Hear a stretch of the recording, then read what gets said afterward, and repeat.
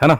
एक बार जल्दी से सारे लोग बोल दो कि क्या मेरी आवाज़ आ रही है और यहीं तक हमने पढ़ा था। Good afternoon, good afternoon, good afternoon, good afternoon, सभी को गुड आफ्टरनून। ठीक है,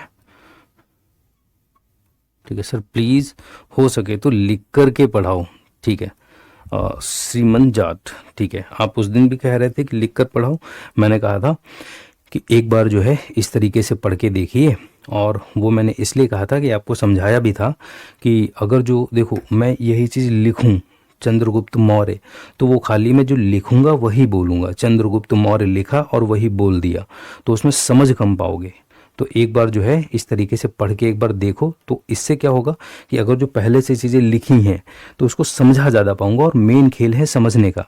वरना लिखा इससे ज़्यादा आपको मोटी मोटी किताबें हैं यूपीएससी आईएएस में चलती हैं, इससे ज़्यादा लिखा मिल जाएगा।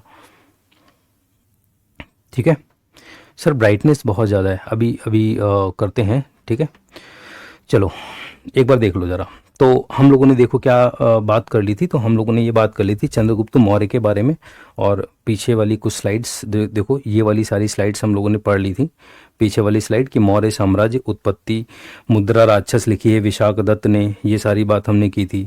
ठीक है, उसके बाद परिशिष्ट पर्वन हेमचंद्र ने लिखी है, ये सारी बातें कर ली थी, और यहाँ पर अर्थशास्त्र की भी बात कर ली थी। चंद्रगुप्त मौर्य पे हम लोग आ गए थे। ठीक है, तो हमने आपको स्टोरी भी बताई थी कि चंद्रगुप्त मौर्य ने क्या किया था।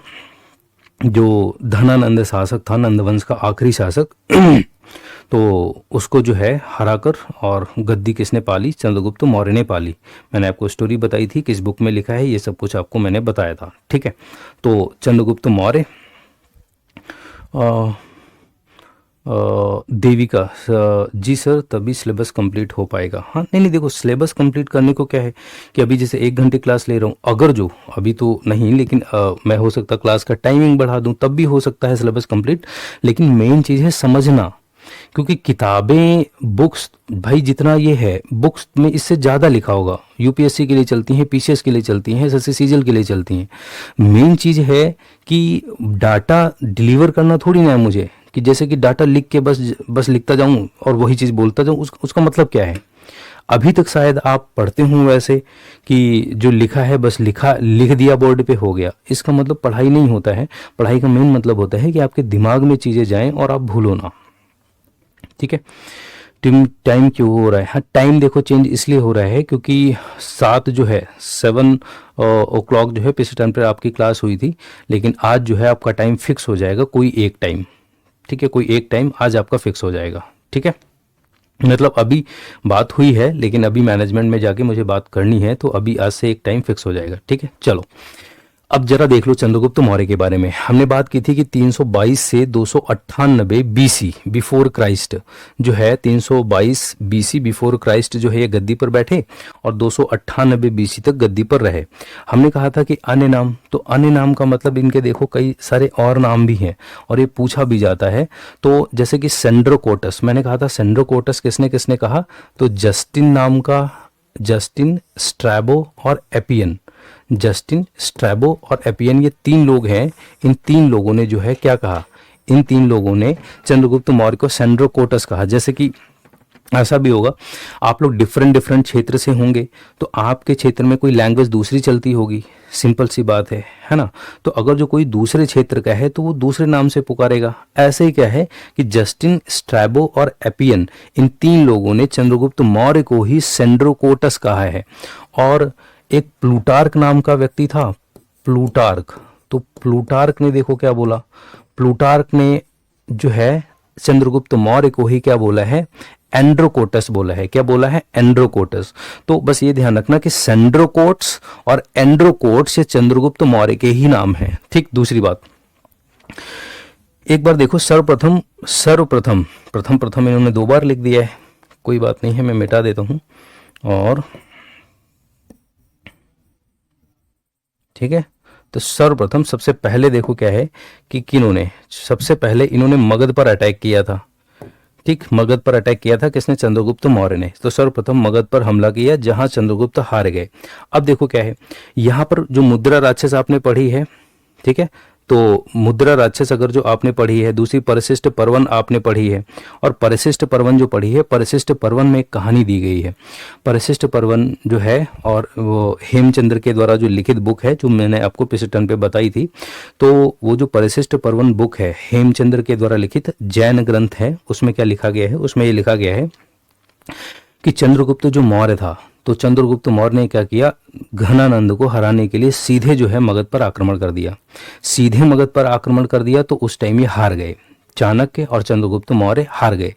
और उसी बुक में परिशिष्ट पर्वन में लिखा है कि ये जब भागते जा रहे थे, मतलब हार गए तो भाग के भाई जा रहे थे, तो एक बुढ़िया, एक जो है उनको कुटी दिखाई, एक जो है उनको झोपड़ी दिखाई दी। उस झोपड़ी में जो है एक बूढ़ी माँ रह रही थी और उसने अपने बच्चे को खीर दी। तो बच्चे को खीर दी तो बच्चा उस खीर को जो है बीच से खाने लगा और जल गया। तो वो जो बूढ़ी माँ थी उन्होंने अपने बच्चे से कहा कि तुम भी चाणक्य जैसी गलती कर रहे हो, अगर जो बीच से खाओगे तो जल जाओगे, किनारे से खाओ। चाणक्य को जो है ये बात सुनाई दी, उनको लगा बात तो बिल्कुल सही कह रही है, तो सीधे मगध पर अटैक किया था, हार गए थे। और फिर ये बुढ़िया वाली जो स्टोरी है, बूढ़ी माँ वाली जो स्टोरी है, ये परिशिष्ट पर्वन में दी गई है। और तब उनके दिमाग में आया कि नहीं नहीं, अब तो जो है किनारे किनारे जीत के तब जो है मगध को जाना है। तो पहले देखो क्या है, सर्वप्रथम जो है मगध पर हमला किया जहां चंद्रगुप्त हार गए। और ये हारने का विवरण जो है किस किस ग्रंथ में मिलता है, तो एक तो महाबोधि वंश है, ये बौद्ध ग्रंथ है, और परिशिष्ट पर्वन है, जैन ग्रंथ है। इन दोनों ग्रंथों में बताया गया है कि मगध पर पहले हमला किया था चंद्रगुप्त मौर्य और चाणक्य ने, दोनों लोग हार गए थे। ठीक है, उसके बाद देखो आगे आ जाओ। गलतियों से प्रेरणा लिया, गलतियों से प्रेरणा लिया, मैंने आपको बताया वही बुढ़िया वाली स्टोरी। और प्रवर्तक या इसको परवर्तक भी बोलते हैं, परवर्तक या प्रवर्तक, ठीक है, परवर्तक या प्रवर्तक। तो परवर्तक या प्रवर्तक राजा की मदद से चंद्रगुप्त ने आक्रमण किया, जिसमें नंदों का सेनापति भद्रसाल हार जाता है। मतलब फिर किनारे किनारे से हमला किया, और किनारे किनारे से हमला किया, तो जब हमला किया तो इसमें जो है परवर्तक राजा की मदद से जो है ये हमला किया। ये जो है हिमालय के साइड में रहने वाले राजा थे, परवर्तक राजा, उनकी मदद से जो है चंद्रगुप्त ने आक्रमण किया, जिसमें नंदों का सेनापति हार गया। और यहाँ पर देखो कि ये जब हमला इन्होंने किया, तो हमला किया तो हमले के बाद में क्या हुआ, हमला किया, ठीक है, और हमला किया तो उत्तर पश्चिम मतलब नॉर्थ वेस्ट साइड से पंजाब और सिंध जीत लेता है कौन, चंद्रगुप्त मौर्य। पहले सीधे जो है कहाँ पर अटैक किया था, सीधे मगध पर अटैक किया था, हार गया था। उसके बाद में जो मुद्रा राक्षस की किताब है, मुद्रा राक्षस किताब में ये जिक्र है, कौन सा जिक्र है कि प्रवर्तक राजा की मदद से चंद्रगुप्त मौर्य ने क्या किया, नंदों पर हमला किया, और नंदों का सेनापति भद्रसाल जो है, ये नंदों का सेनापति लिखा, भद्रसाल हार जाता है। और ये जो हमला किया तो नॉर्थ वेस्ट उत्तर पश्चिम साइड में हमला किया, और उत्तर पश्चिम साइड में पंजाब और सिंध को जीत लेता है। क्लियर बात, इतनी बात तय है, ठीक है। उसके बाद देखो, इसका मतलब अब जो है मगध का जो राजा है वो कौन बन गया है, मगध का राजा चंद्रगुप्त मौर्य बन गया है। तो अगर जो मगध का राजा चंद्रगुप्त मौर्य बन गया है, ठीक है, तो चंद्रगुप्त मौर्य मगध का राजा बन गया है, तो एक बार देख लो जरा, चंद्रगुप्त मौर्य की जो राजधानी थी वो कौन सी थी, पाटलिपुत्र। सिंपल सी बात है। राजकीय अगर जो चिन्ह की बात करें तो राजकीय चिन्ह क्या था, मयूर, मोर, पिकॉक, क्योंकि आपको पता है कि इनकी जो उत्पत्ति बताई गई है, मयूर जो मोर पालने वाले मुखिया का पुत्र चंद्रगुप्त मौर्य को कहा गया है, ठीक है। तो इनका जो राजकीय चिन्ह था वो मयूर, मोर था। अगर जो भाषा की बात करें तो भाषा कौन सी थी, पाली। अच्छा, एक बात बताओगे मुझे कि गौतम बुद्ध ने जो उपदेश दिए हैं वो किस भाषा में दिए हैं, गौतम बुद्ध ने जो उपदेश दिए हैं वो किस भाषा में दिए हैं, बोलो जरा। गौतम बुद्ध ने जो उपदेश दिए हैं वो किस भाषा में दिए हैं, और महावीर जैन ने जो उपदेश दिए हैं वो किस भाषा में दिए हैं, क्वेश्चन आता है, पाली में। बहुत बढ़िया रोहित। तो गौतम बुद्ध ने पाली भाषा में उपदेश दिए हैं, और जो महावीर जैन हैं उन्होंने अर्ध मागधी प्राकृत, अर्ध मागधी प्राकृत में, ठीक है। तो ये चीज ध्यान रखना। तो ये मैं चलो लिख ही देता हूं कि यहीं पर लिख दूं, गौतम बुद्ध, यहां पर साइड में लिख देता हूं, देखो गौतम जो बुद्ध हैं, ठीक है, गौतम बुद्ध ने पाली भाषा में, पाली लैंग्वेज में। और अगर जो महावीर जैन का आ जाए महावीर जैन। तो महावीर अगर जो जैन का आ जाए तो आप लिखेंगे अर्धमागधी प्राकृत, अर्धमागधी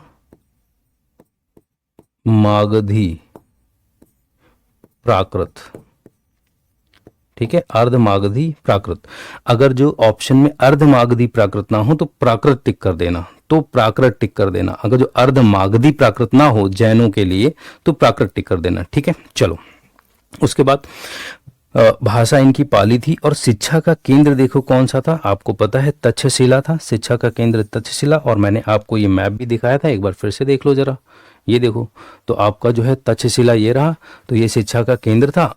और चंद्रगुप्त मौर्य को जो है ले जाकर यहीं आचार्य चाणक्य ने जो है उनको जो है शिक्षा वगैरह दी थी, ठीक है। और ये रहा कौन सा, पाटलिपुत्र, बिहार का जो पटना आज कहा जाता है वो पाटलिपुत्र था। और जब तक्षशिला था, सिंपल सी बात, जब यहाँ ही शिक्षा वगैरह ग्रहण करी तो जब चंद्रगुप्त मौर्य ने पहले तो सीधे अटैक किया मगध पर, हार गया। फिर वो जो देखो यहाँ इस साइड से उसने अटैक किया, और इस साइड से जब अटैक किया तो यहाँ पर पंजाब और सिंध को उसने क्या कर लिया, जीत लिया, और धीरे धीरे मगध को उसने जीत लिया। क्लियर बात। चलो उसके बाद देखो जरा, तो इतनी चीजें क्लियर हो गई आपको। अब इतनी चीजें क्लियर हो गई तो आगे आ जाओ। अब देखो चंद्रगुप्त मौर्य को भारतवर्ष का सम्राट कहा गया है। भारतवर्ष का सम्राट किसको कहा गया है, चंद्रगुप्त मौर्य को कहा गया है। वो इसलिए कहा गया है क्योंकि मौर्यों के शासनकाल में आप देखेंगे इतना बड़ा क्षेत्र था। हेलो सर, अब सुशांत सर कैसे हैं? आई थिंक वो अच्छे हैं, उनकी तबीयत सही मतलब हो रही है, ठीक है। और जो मौर्यों का शासन था, आप ये देखो ना कि ये वाला मैप आप देख पा रहे हो, ये वाला मैप आप देखो, जैसे आज का जो भारत है, साउथ का अगर जो थोड़ा सा पार्ट आप छोड़ दो, साउथ का अगर जो थोड़ा सा पार्ट आप छोड़ दो, आप देखो कि अफगानिस्तान तक भी शामिल है इसमें, ये अफगानिस्तान तक वाला भाग भी शामिल है, पाकिस्तान वाला तो शामिल है ही। कितना बड़ा क्षेत्र। तो एक हिसाब से आप कह सकते हैं आगे की भी जो डायनेस्टी आएंगी, आगे की जो वंश आएंगे, आप देखेंगे कि इतना बड़ा साम्राज्य बनाना बहुत उनके लिए भी मुश्किल था। इस वजह से भारतवर्ष का पहला सम्राट किसको बोलते हैं, चंद्रगुप्त मौर्य को बोलते हैं, ठीक है। किसी ने क्या पूछा है, सर हिस्ट्री की वर्कशीट भी मिल जाएगी क्या? हेलो सर, सर नोट्स कैसे बनाएं? योगेश कुमार डांगी। मैं कहता हूँ जैसे मैंने नोट्स बनाए हैं ऐसे ही नोट्स बना लो, या तो पीडीएफ से पढ़ लेना या तो नोट से पढ़ लेना। बिल्कुल क्लियर कट इंस्ट्रक्शन देके ये आपके लिए बनवाया गया है। मैंने जो है पीपीटी वाले भैया को ये कहा था लिखना मत, लाइन में मत लिखना, क्योंकि लाइन में लिखने से याद नहीं होता है। मुझे क्योंकि नहीं याद होता है तो मैं समझता हूँ कि हो सकता है आपको भी ना याद होता हो, जैसे कि मैंने ये लिखा है। और यही अगर जो यहाँ पर लाइनें लिखी होती हैं, ऐसे ऐसे ऐसे 4-5 लाइनें लिखी होती, याद करना बड़ा मुश्किल था। तो इस वजह से नोट्स ये इस तरीके से प्रिपेयर मैं करवा रहा हूँ कि आपके दिमाग में बैठ जाए। तो हमेशा कोशिश करना कि जैसे ये लिखा है ना इसी तरीके से याद कर लो तो ज़्यादा अच्छा है, तो याद हो जाएगा। सनी सर, क्या ये एनफ है सीडीएस के एग्ज़ाम के लिए? तो सीडीएस के एग्ज़ाम के लिए, हालांकि सीडीएस का एग्ज़ाम जो है यूपीएससी करवाती है, और एसएससी सीजीएल और सीडीएस में वैसे अंतर बहुत है।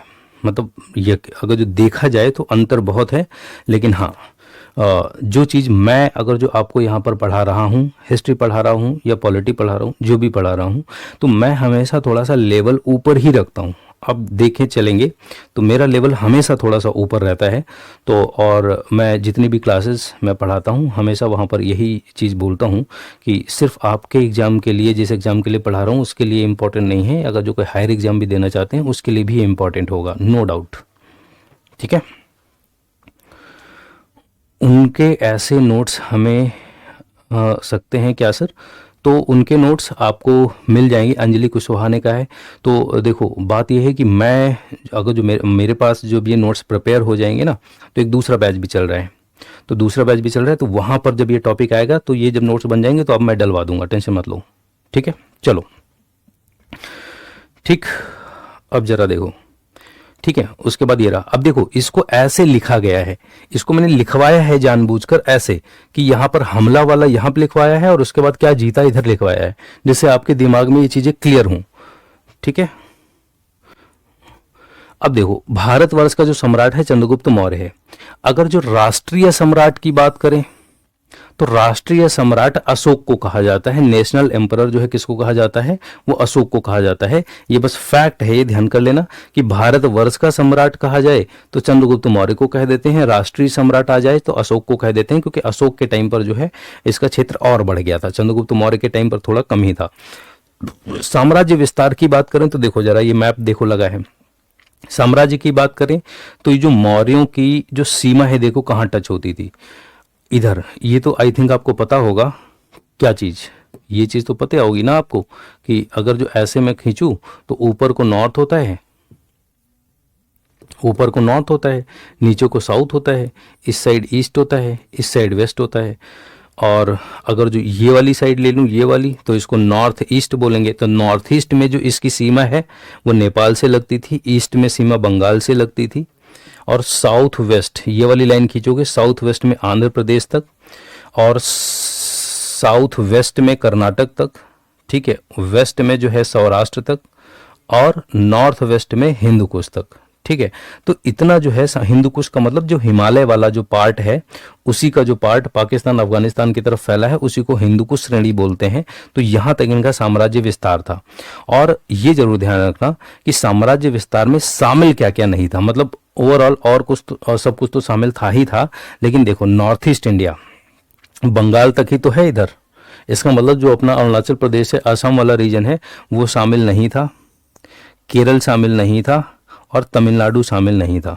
तो ये तीन चीजें याद रखना, ये शामिल नहीं थी, ठीक है। शामिल नहीं वाली चीजें याद कर लेना, और बाकी चीजें शामिल थी, और बाकी चीजें दिमाग में ऐसे मोटा मोटा बस याद रखो।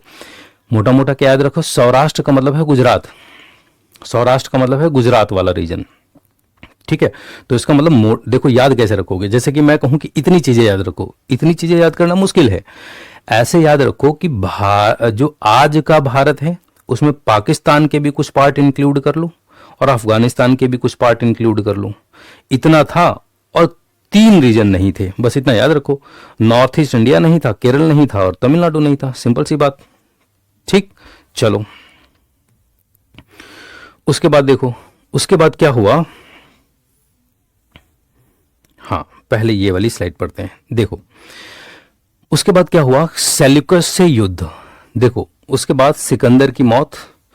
सिकंदर की मौत का मतलब क्या है, सिकंदर की मृत्यु। हमको पता है कि सिकंदर ने अटैक किया था 300 है ना 26 बीसी के आसपास। तो सिकंदर ने जब अटैक किया था पंजाब पर, तो सिकंदर ने जब अटैक किया था उस टाइम पर धनानंद का शासन यहाँ पर चल रहा था। आई थिंक सुशांत सर ने आपको पढ़ाया होगा कि सिकंदर ने कैसे कैसे अटैक किया, क्या क्या हुआ, ठीक। तो सिकंदर ने जब अटैक किया तो वो जो है मतलब भारत में अंदर नहीं घुस पाया, क्योंकि कहा यह जाता है कि नंदों की सेना जो है वो बहुत बड़ी थी।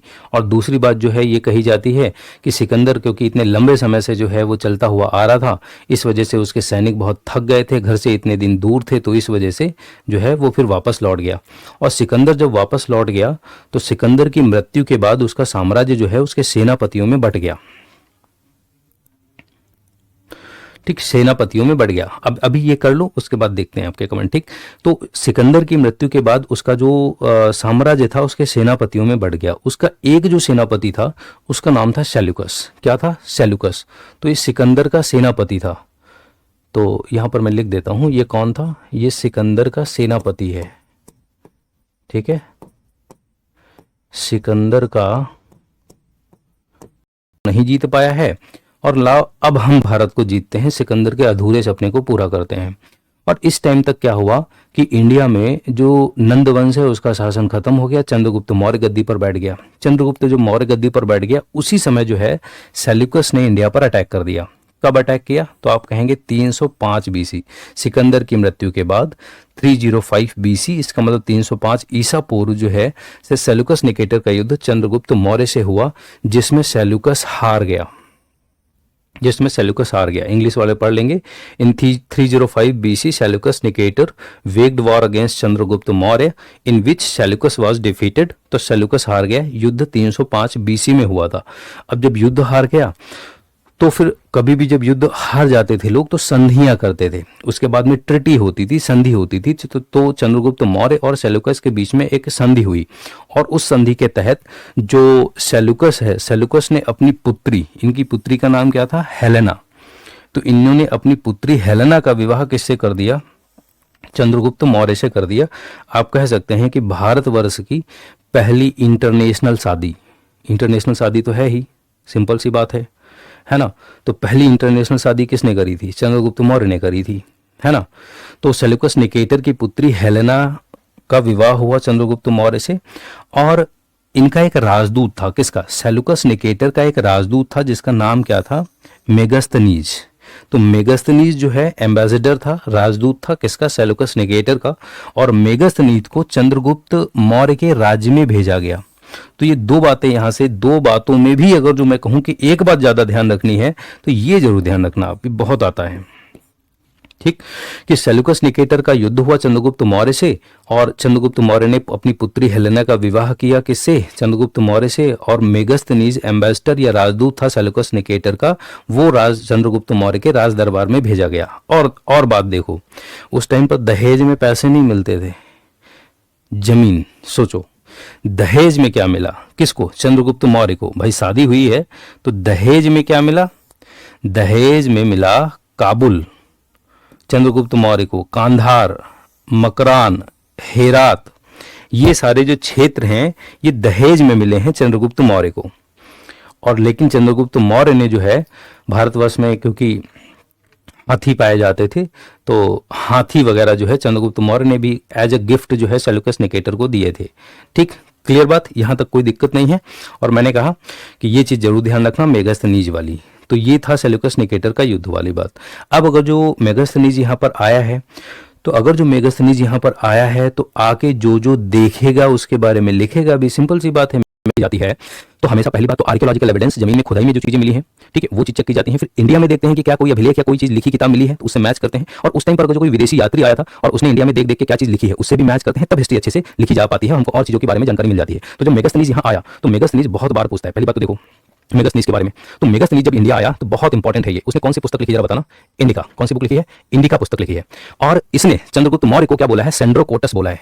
जब इसकी किताब पढ़ोगे ना, किसकी? इंडिका किताब पढ़ोगे, तो इंडिका किताब में चंद्रगुप्त मौर्य नहीं है, सेंड्रोकोटस। तो सेंड्रोकोटस जो वर्ड है ये चंद्रगुप्त मौर्य के लिए किसने यूज किया? मेगस्थनीज ने यूज किया। और अपनी लैंग्वेज में वो पाटलिपुत्र को पोलीब्रोथा कहते थे, पोलीबोथरा, ठीक है। तो पोलीबोथरा कहता था कौन? मेगस्थनीज। तो पाटलिपुत्र को पोलीबोथरा कहा है, चंद्रगुप्त मौर्य को सेंड्रोकोटस कहा है। और पुस्तक कौन सी लिखी है? तो आप कहेंगे इंडिका नाम की पुस्तक लिखी है। इतनी बातें में कोई दिक्कत? ठीक है, ठीक है, चलो उसके बाद देखो, कभी कभी ये तो खैर ज्यादा डीप में हो जाता है, ठीक है, ज्यादा डीप में हो जाता है, लेकिन फिर भी जो है देखो, इंडिका जो है किताब लिखी, तो इंडिका में अगर जो इंडिका पढ़ोगे तो प्रशासन के बारे में आपको पता चलेगा कि मौर्य साम्राज्य का प्रशासन कैसे चल रहा था, मौर्य डायनेस्टी या मौर्य साम्राज्य में प्रशासन कैसे चल रहा था। और इसने बताया है कि मौर्य साम्राज्य में जो प्रशासन चल रहा था, कई समितियां बनाई गई थी, उन समितियों के माध्यम से जो है यहाँ पर प्रशासन चल रहा था। तो इंडिका पढ़ोगे तो मौर्य साम्राज्य के प्रशासन के बारे में, मौर्य साम्राज्य की मिलिट्री के बारे में, कि इतने घुड़सवार हैं, ये पैदल सेना है, सब कुछ बता के गया है। और उसके बाद देखो टैक्स कैसे वसूला जाता था, रेवेन्यू जो है कैसे वसूला जाता था, इसके बारे में। और साथ साथ में देखो उत्तरापथ का वर्णन है। उत्तरापथ का मतलब क्या है? Description of Uttarapath. उत्तरापथ जो है, और उत्तरापथ देखो क्या है, एक बार जरा यहाँ पर देखो, पेशावर, और पेशावर से बंगाल तक, देखो पेशावर से बंगाल तक एक रोड बनवाई गई थी। पेशावर से बंगाल तक जो है यहाँ पर मैंने ऐसे ऐसे बना दिया, तो पेशावर से बंगाल तक जो है एक रोड बनाई गई थी, ठीक है। और इस रोड को जो है क्या बोलते थे? उत्तरापथ बोलते थे। कहाँ से? पेशावर से बंगाल तक। पेशावर कहाँ पर पड़ता है? पाकिस्तान में पड़ता है, बंगाल अपने यहाँ पर पड़ता है। तो पेशावर से बंगाल तक एक रोड बनाई गई थी, इसको उत्तरापथ बोलते थे। क्योंकि आप अगर जो इंडिया का मैप देखेंगे, इस साइड देखो, ये मैप लगा है और ये बंगाल है, तो आप कह सकते हैं कि ये जो पाकिस्तान से ऐसे, देखो पाकिस्तान से ऐसे, पाकिस्तान से पेशावर से ऐसे ऐसे ऐसे बंगाल तक जो है एक रोड थी, ये वाली, इसको क्या बोलते थे? इसको उत्तरापथ बोलते थे। और इसी उत्तरापथ, ये मतलब व्यापार के लिए बहुत ज्यादा ये मार्ग फेमस था, उत्तरापथ। तो उत्तरापथ किस टाइम पर था? उत्तरापथ जब होगा तो वो कच्चा रोड होगा, ज्यादा मतलब जैसे अभी की रोड है वैसा तो नहीं होगा, कच्चा रोड होगा उत्तरापथ। और उत्तरापथ को बाद में मॉडिफाई करवाया गया। देखो किसके किसके द्वारा मॉडिफाई करवाया गया, कई बार क्वेश्चन पूछता है कि जब मध्यकाल आएगा ना, मध्यकाल, तो मध्यकाल जब आएगा तो इसी उत्तरापथ को शेरशाह सूरी जो है पक्की सड़क बनवा देगा। पहले कच्ची सड़क हुआ करती थी, लेकिन शेरशाह सूरी इसी उत्तरापथ को क्या बनवा देगा? पक्की सड़क बनवा देगा। और एक ब्रिटिश गवर्नर है ऑकलैंड, तो ब्रिटिश ने इसको GT road, grand trunk road इसको नाम दिया, और उन्होंने भी इसका रिनोवेशन करवाया है। क्लियर बात? तो डिस्क्रिप्शन ऑफ उत्तरापथ, तो उत्तरापथ पेशावर से बंगाल तक जाने वाली रोड थी, ठीक है। और मध्यकाल में शेरशाह सूरी ने पक्की सड़क बनवा दी, और ब्रिटिश गवर्नर ऑकलैंड ने इसको जीटी रोड में तब्दील करवा दिया, ठीक है। सर आर्मी क्लर्क का ले अच्छे का क्लास सर, अभी एसएससी में डीप में ही क्वेश्चन आते हैं, कोई दिक्कत नहीं है, आप बस पढ़ते जाओ, क्वेश्चन आपसे एक छूटेगा नहीं, ठीक है। चलो एक बार देखो, फिर से मैंने कहा कि हाथ से लिखने में देखो, अभी तक आप लोग, क्योंकि देखो आपकी आदत हो सकता है वैसे पढ़ी हो, हाथ वाली पढ़ी हो, मैंने आपको कहा जितनी देर में मैंने आपको इतनी चीजें बता दी, इतनी चीजें अगर जो मैं लिखता तो वो चीजें आपकी नहीं हो पाती। खाली बस मेरे साथ थोड़े दिन आप चल के देखो, आपको खुद ही लगने लगेगा कि कैसा कंटेंट आपको दिया जा रहा है। और आप अपने एग्जाम जो भी, जैसे कि किसी ने बोला था सीरियस या किसी ने बोला था सीजीएल, आप अपना बस ये है कि ये वाली क्लास जैसे हो जाए, और उसके बाद आप अपने जो है पीवाईक्यूज देख लेना। अगर जो पीवाईक्यूज आपके कवर हो जाए तो बेस्ट जा रहा है सब। निशु सिंह, क्या नहीं समझ में आया बताओ जरा। उत्तरापथ किसने बनवाया था? तो उत्तरापथ का वर्णन है, इसका मतलब मौर्यों ने बनवाया होगा, सिंपल सी बात है, मौर्यों ने बनवाया था। इसका मतलब देखो, इसका मतलब ये रहा इंडिया, ठीक, और ये रहा इंडिया, और इस साइड रहा कौन? पेशावर, ठीक, और इस साइड कौन रहा? बंगाल।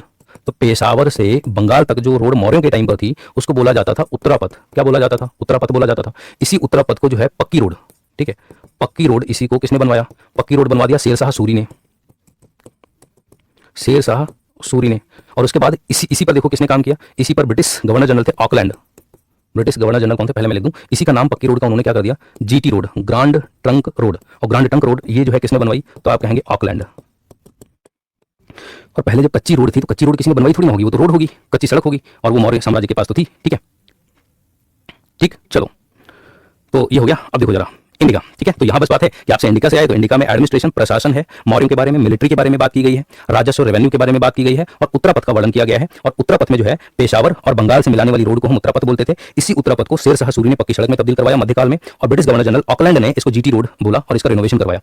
प्रॉब्लम वो नहीं है, अब इंग्लिश के भी स्टूडेंट हैं, हिंदी के भी स्टूडेंट हैं। आप ये सोचो कि अगर जो मैं लिखूं तो चलो हिंदी में लिख दूंगा या इंग्लिश में लिख दूंगा, तो बात होगी कि एक लैंग्वेज में तो चल सकता है, लेकिन दोनों लैंग्वेज में जब जैसे मैं लिखूंगा तो वैसे ही फिर टाइम जो है ये टाइम टेकन प्रोसेस हो जाएगी, और फिर मैं समझा कम पाऊंगा। समझ पा रहे हो इसको?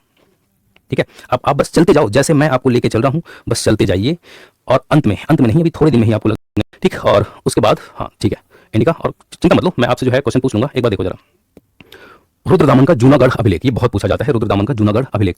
ये रुद्रदामन का जूनागढ़ इंस्क्रिप्शन, ठीक है, ये है क्या? तो एक बार जरा देख लो, रुद्रदामन का जूनागढ़ शिलालेख बोलते हैं या रुद्रदामन का जूनागढ़ इंस्क्रिप्शन बोलते हैं। तो पहली बात तो देखो, स्थान कौन सा है? स्थान कौन सा है? गुजरात की गिरनार पहाड़ी पर प्राप्त है। तो कहां पर मिलता है? गुजरात की गिरनार पहाड़ियों पर ये मिलता है, गुजरात की गिरनार पहाड़ियों पर ये मिलता है, गुजरात में पड़ती हैं गिरनार की पहाड़ियां। पहली बात तो मैं अभिलेख आपको दिखा देता हूं, ये रहा अभिलेख का फोटो। आप कहेंगे ये अभिलेख का जो फोटो है ये पत्थर है बहुत बड़ा, आपको दिख रहा होगा ना, ये पत्थर है बहुत बड़ा, और इस पत्थर पर लिखा गया है। इसी पत्थर को बोलते हैं जूनागढ़ अभिलेख, क्योंकि जूनागढ़ में पत्थर पर जो है खुदाई करके कुछ लिखा गया है। अभी मैं आपको बताता हूँ। सर चैप्टर वाइज फोल्डर बनाने के लिए राहुल सर को बोल दीजिएगा, गणित का हर चैप्टर का अलग फोल्डर है, ठीक है, ठीक है। चलो, तो इसका मतलब ये पत्थर जो है ये जूनागढ़ में पाया गया है, और इस पत्थर पर देखो ऐसे डॉट, अभी आपको शायद दिख नहीं रहा होगा, ऐसे डॉटेड फॉर्म में आपको दिख रहा है ना, तो इस पत्थर पर बहुत कुछ लिखा गया है, और इसी पत्थर को बोलते हैं जूनागढ़ अभिलेख। क्लियर? अब जूनागढ़ अभिलेख ये जो है ये है क्या? देखो जरा, तो है ये, पहली बात तो देखो कहां से मिला, तो गुजरात की गिरनार पहाड़ियों पर प्राप्त है। और इसकी जो भाषा, इसकी जो लैंग्वेज, अगर जो आपसे कोई पूछे तो आप बताना इसकी जो भाषा है, लैंग्वेज है, वो कौन सी है? संस्कृत है, भाषा संस्कृत है, और लिपि क्या है? लिपि इसकी ब्राह्मी है। तो भाषा संस्कृत और लिपि क्या है? ब्राह्मी है। एक बात मैं आपसे पूछना चाहता हूं, जैसे कि आप बहुत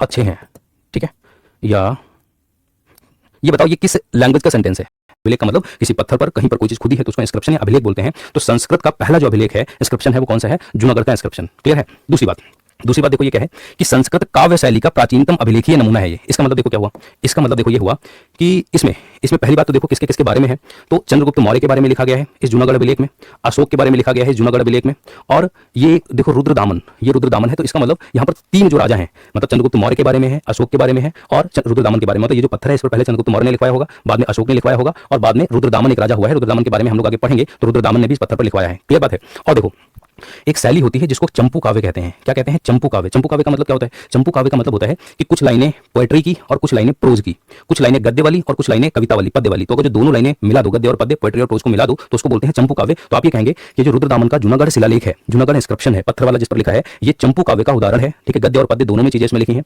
संस्कृत का प्राचीनतम अभिलेख है। इससे पहले अशोक ने जो अभिलेख लिखवाए हैं, तो वो आप देखेंगे कि अशोक के जो अभिलेख हैं या अशोक के जो इंस्क्रिप्शन है, उनकी जो लिपि है और जो भाषा है प्राकृत भाषा है, ठीक है, अशोक वालों की। इसकी रुद्रदामन का जो जूनागढ़ अभिलेख है, इसकी भाषा संस्कृत है, लिपि ब्राह्मी है। क्लियर बात? ये क्यों बनवाया गया? इसका उद्देश्य क्या था? इस पत्थर पर लिखने का उद्देश्य क्या था? तो गुजरात में क्या किया गया था? एक झील बनवाई गई थी। कौन सी? सुदर्शन झील। गुजरात में कौन सी झील बनवाई गई थी? सुदर्शन झील। और सुदर्शन झील बनवाई गई थी, उसके ऊपर बांध बनवाया गया था। तो उसका डेटा सुरक्षित रखने के लिए कि उस झील को किसने बनवाया, किसने मरम्मत करवाई, उसके डैम की किसने मरम्मत करवाई, ये डेटा सुरक्षित रखने के लिए ये जूनागढ़ अभिलेख लिखवाया गया था। क्लियर बात? तो अब किसने कहा है कि सर जूनागढ़ इंस्क्रिप्शन का इंग्लिश एक्सप्लेनेशन भी दे दो। तो जूनागढ़ इंस्क्रिप्शन और जूनागढ़ इंस्क्रिप्शन, तो ये इंग्लिश में है क्या? स्क्रिप्ट इसकी ब्राह्मी एंड लैंग्वेज संस्कृत, और इट्स एग्जांपल एज एन चंपू काव्य। चंपू काव्य का मतलब पोएट्री एंड प्रोज, और इस पर चंद्रगुप्त मौर्य, अशोक एंड रुद्रदामन का जो इंस्क्रिप्शन है वो मिलते हैं। और सुदर्शन लेख है, और इस पर जो डैम है उसका रिकॉन्स्ट्रक्शन जो हुआ है उसका विवरण सुरक्षित रखना है, मतलब उसका जो डेटा है उसको कंजर्व करना है, इसलिए जो है इस जूनागढ़ अभिलेख को लिखा गया। यहाँ पर देखो, ये देखो आपको फोटो बना है, ये सुदर्शन लेख है, और यहाँ पर डैम बनाया जा रहा है, तो उस डैम का जो विवरण है, डैम का जो डेटा है वो कंजर्व रखना है, वो सुरक्षित रखना है, इस वजह से जूनागढ़ अभिलेख लिखा गया। क्लियर बात? चलो इसके बाद जरा देखो, इसके बाद अब ये वाली जो फोटो है मैंने पहले बनवा ली थी, तो इस वजह से ये वाली फोटो हिंदी में हो गई है। आप लोग टेंशन मत लेना, है ना, हिंदी और इंग्लिश दोनों में चीजें आ जाएंगी, टेंशन मत लेना। यहाँ पर खाली नाम है, तो बस नामों पर एक बार ध्यान दो आप, बस नाम ही नाम है, इसमें आपको इंग्लिश में कोई प्रॉब्लम आएगी नहीं, क्योंकि फोटो मैंने पहले बनवाई थी। तो अभी जब मैं आपको पढ़ाने आया तो मैंने सोचा कि फोटो के माध्यम से आपको समझा देता हूँ।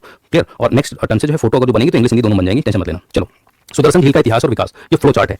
तो सौराष्ट्र जो प्रांत की सुदर्शन झील, इसका मतलब जो सौराष्ट्र जो है वो कहां पर पड़ता है, गुजरात में पड़ता है सौराष्ट्र। तो सौराष्ट्र में क्या है, सुदर्शन लेक है, ठीक है। और सुदर्शन जो लेक है तो आप कहेंगे सौराष्ट्र में कौन सी लेक है, सुदर्शन लेक, ठीक है। सुदर्शन लेक कहां पर है, सौराष्ट्र में है, ठीक। तो आप कहेंगे सौराष्ट्र, सौराष्ट्र, ठीक है। सौराष्ट्र की सुदर्शन लेक है। और इस पर देखो पहले क्या है, इस सौराष्ट्र की सुदर्शन लेक के लिए जो जूनागढ़ वाला जो अभिलेख है, जो पत्थर है, उस पर देखो क्या किया गया, उस पर लिखा गया है कि चंद्रगुप्त मौर्य का जो टाइम था, तो चंद्रगुप्त मौर्य का जो गवर्नर था, चंद्रगुप्त मौर्य का जो गवर्नर था, राज्यपाल था, उसका नाम क्या था, उसका नाम था पुष्यगुप्त वैश्य। तो पुष्यगुप्त वैश्य के द्वारा निर्माण करवाया गया किसका, सुदर्शन लेक का। तो सुदर्शन लेक का निर्माण चंद्रगुप्त मौर्य के राज्यपाल पुष्यगुप्त वैश्य ने करवाया। उसके बाद में जब चंद्रगुप्त मौर्य के बाद में अशोक का टाइम आया, देखो जरा, अशोक का टाइम आया, तो अशोक का जो गवर्नर था, अशोक का जो गवर्नर था उसका नाम था तुसास्फ, उसका नाम क्या था, तुसास्फ। उसके द्वारा यहां पर नहरों का निर्माण करवाया गया, कैनाल्स का निर्माण करवाया गया, ठीक है। उसके द्वारा नहरों का निर्माण करवाया गया। और उसके बाद में एक और शासक आएगा जिसका नाम है रुद्रदामन, रुद्रदामन। तो रुद्रदामन ने क्या किया, रुद्रदामन ने जैसे कि ये जो सुदर्शन लेक है ये बनवाया चंद्रगुप्त मौर्य ने, इस पर डैम का निर्माण करवा दिया, देखो किसने, अशोक ने। उसके बाद क्या हुआ कि ये जो है जर्जर अवस्था में आ गई थी, ये जो है कुछ चीजें इसकी टूट गई थी, है ना। तो उन सब सारी चीजों का रिकंस्ट्रक्शन करवाया है, मरम्मत करवाई है। देखो यहाँ पर औजार बने हैं कि नहीं, औजार बने हैं, है ना, इंस्ट्रूमेंट बने हैं, इसका मतलब इनसे जो है मरम्मत करवाई है किसने, रुद्रदामन ने। और रुद्रदामन का राज्यपाल, अब सीधी सी बात है, राजा थोड़ी ना बनाने जाएगा, राजा तो आदेश देता होगा। तो राजा ने जो आदेश दिया वो किसको दिया, सुविशाख, इनका जो गवर्नर था सुविशाख, उसके द्वारा। इसके बाद में देखो क्या हुआ, इसके बाद में जब गुप्त वंश आएगा, गुप्त वंश मतलब आपने पढ़ा होगा समुद्रगुप्त, है ना, विक्रमादित्य, वो गुप्त वंश। तो गुप्त वंश जब आएगा तो गुप्त वंश का एक राजा था जिसका नाम था स्कंदगुप्त। स्कंदगुप्त का जब काल आएगा तो वहां पर स्कंदगुप्त का जो राज्यपाल या गवर्नर होगा उसका नाम है पाणदत्त। स्कंदगुप्त के गवर्नर का नाम क्या है, पाणदत्त। और पाणदत्त का जो बेटा था चक्रपालित, इसके द्वारा फिर से रिकंस्ट्रक्शन करवाया गया, फिर से रिकंस्ट्रक्शन करवाया गया, ठीक है। तो इसका मतलब सुदर्शन लेक, सुदर्शन लेक पर इसका मतलब जो है सुदर्शन लेक के लिए चार लोग जो है वो चार राजा और चार किंग। पहला कौन सा, चंद्रगुप्त मौर्य। चंद्रगुप्त मौर्य के जो गवर्नर थे, अब देखो आपसे अगर जो एसएससी सीजीएल का एग्जाम है तो मैं अपेक्षा ये करता हूं कि खाली राजाओं के नाम पूछ लेगा, लेकिन अगर जो पीसीएस वाला एग्जाम हो तो पीसीएस वाले एग्जाम में ये भी पूछता है कि बताओ चंद्रगुप्त मौर्य के किस राज्यपाल ने, किस गवर्नर ने इसका जो है रिकंस्ट्रक्ट करवाया था। तो थोड़ा सा डीप में ये हो जाता है। तो इसका मतलब जो सुदर्शन लेक है चंद्रगुप्त मौर्य के टाइम पर उसके गवर्नर पुष्यगुप्त वैश्य ने निर्माण करवाया। डैम अशोक के टाइम पर बना, अशोक के गवर्नर तुसास्फ के द्वारा, ठीक है, तुसास्फ द्वारा नहरों का निर्माण करवाया गया। रुद्रदामन का जो गवर्नर है सुविशाख ने इसको रिकंस्ट्रक्ट करवाया। और उसके बाद स्कंदगुप्त का जब टाइम आया तो स्कंदगुप्त का जो गवर्नर था पाणदत्त, पाणदत्त के बेटे चक्रपालित के द्वारा इसका फिर से रिकंस्ट्रक्शन करवाया गया, ठीक है। कोई दिक्कत, चलो इसी के कॉर्नर में देखो, अब आपको, चलो ये फिर गड़बड़ हो जाएगा,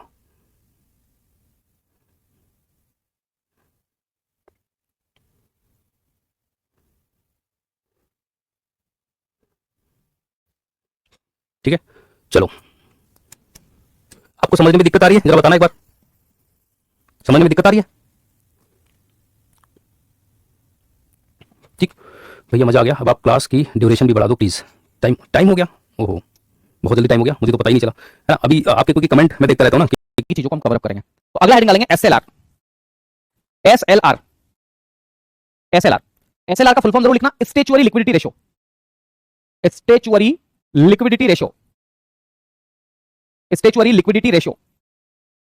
स्टेचुअरी को हम हिंदी में बोलते हैं सांविधिक, सांविधिक या वैधानिक भी आप इसे बोल सकते हैं, है ना। तो सांविधिक बोल दो या वैधानिक बोल दो, एक ही बात है। तो हम लोग यहां पर एक नाम लिखेंगे इसके लिए, सांविधिक, या इसी के लिए हम वैधानिक शब्द का भी प्रयोग करते हैं, है ना, कंफ्यूज नहीं होना है। तो सांविधिक या वैधानिक तरलता अनुपात, तरलता अनुपात, सांविधिक या वैधानिक तरलता अनुपात, सांविधिक या वैधानिक तरलता अनुपात आप इसे बोलते हैं, सांविधिक वैधानिक तरलता अनुपात के नाम से आप इसे जानते हैं, ठीक है। एसएलआर आप इसे बोलते हैं, एसएलआर। अब आपके मन में सवाल आएगा सर ये एसएलआर होता क्या है, ठीक है। तो मैं आपको सिंपल सी बात बताता हूं, किसी भी व्यापारिक बैंकों की कुल जमा का यानी कि शुद्ध जमा का कुछ परसेंट हिस्सा है जो एसएलआर के रूप में वो व्यापारिक बैंक खुद के पास रखती है। जैसे मान लो कोई एक बैंक है, जैसे मैं बात कर रहा हूं बैंक ऑफ बड़ौदा, मान लेते हैं इस बैंक ऑफ बड़ौदा की शुद्ध जमा जो है वो 100 रुपए है। एक छोटा एग्जांपल हम इसलिए लेते हैं ताकि आसानी से आप चीजों को समझ पाए। तो 100 रुपए का 18% हिस्सा यानी कि 18 रुपए वो व्यापारिक बैंक खुद अपने पास रखती है। अब ये कितने रूप में रखा जा सकता है, ये पैसा किस रूप में रखा जा सकता है, तो ये कैश में रख सकती है, गोल्ड में रख सकती है, गवर्नमेंट सिक्योरिटी में रख सकती है, तीनों रूप में रख सकती है। तो इसी को हम एसएलआर बोलते हैं, ठीक है। तो क्या बोलेंगे हम इसे, एसएलआर में हम लिखेंगे परिभाषा कि व्यापारिक बैंकों की शुद्ध जमा का, व्यापारिक बैंकों की शुद्ध जमा का, व्यापारिक बैंकों की शुद्ध जमा का, व्यापारिक बैंकों की शुद्ध जमा का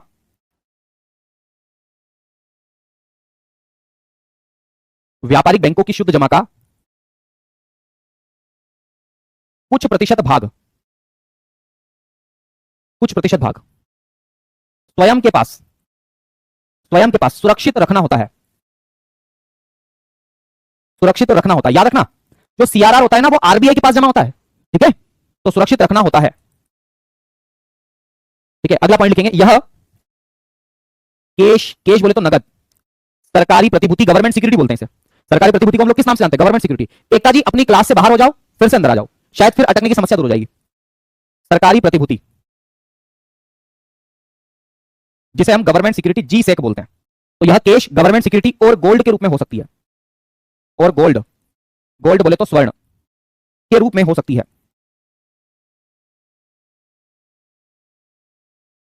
के रूप में हो सकती है। ठीक है, तो यह कैश, गवर्नमेंट सिक्योरिटी और गोल्ड के रूप में हो सकती है।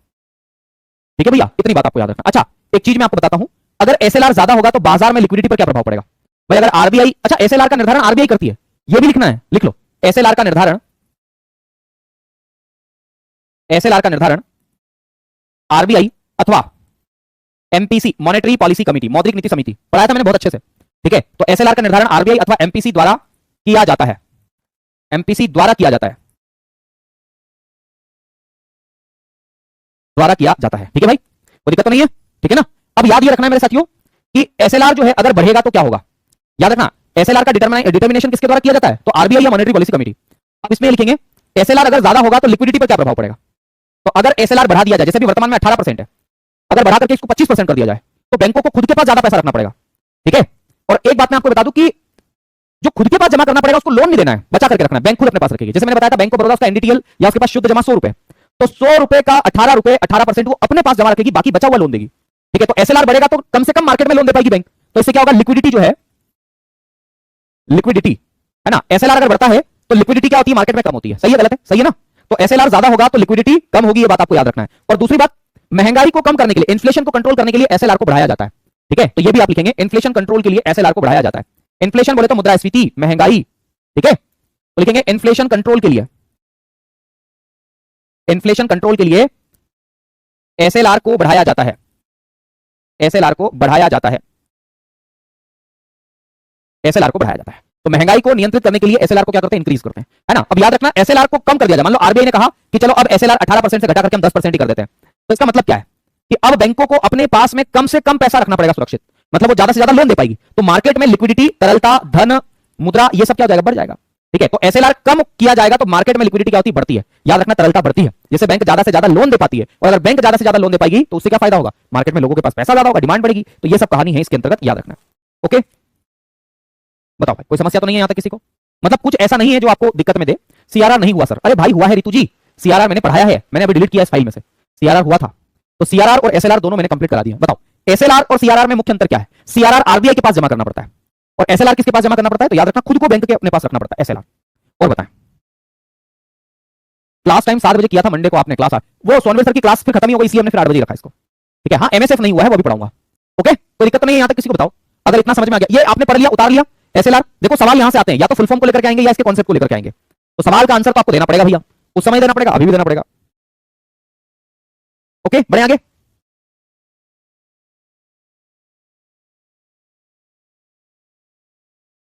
सर हिंदी में लिखवा दो, क्या लिखो हिंदी में? हिंदी में, सब तो हिंदी में यार, और कैसा हिंदी में लिखवाना है? क्या लिखना है? कंट्रोल, नियंत्रण करना, इन्फ्लेशन, महंगाई, बोलता हूं हर चीज। ठीक है, चलो भाई अगला पॉइंट, है ना, बहुत बढ़िया, शानदार। अगला पॉइंट देखिएगा जरा, अगला पॉइंट तो एसएलआर हो गया। अब हम लिखेंगे एमएसएफ रेट। एमएसएफ को हम बोलते हैं मार्जिनल स्टैंडिंग फैसिलिटी रेट। आओ जरा, MSF, MSF rate, MSF rate, marginal standing facility, marginal standing facility rate, marginal standing facility rate, इसे हम बोलते हैं सीमांत स्थायी सुविधा दर।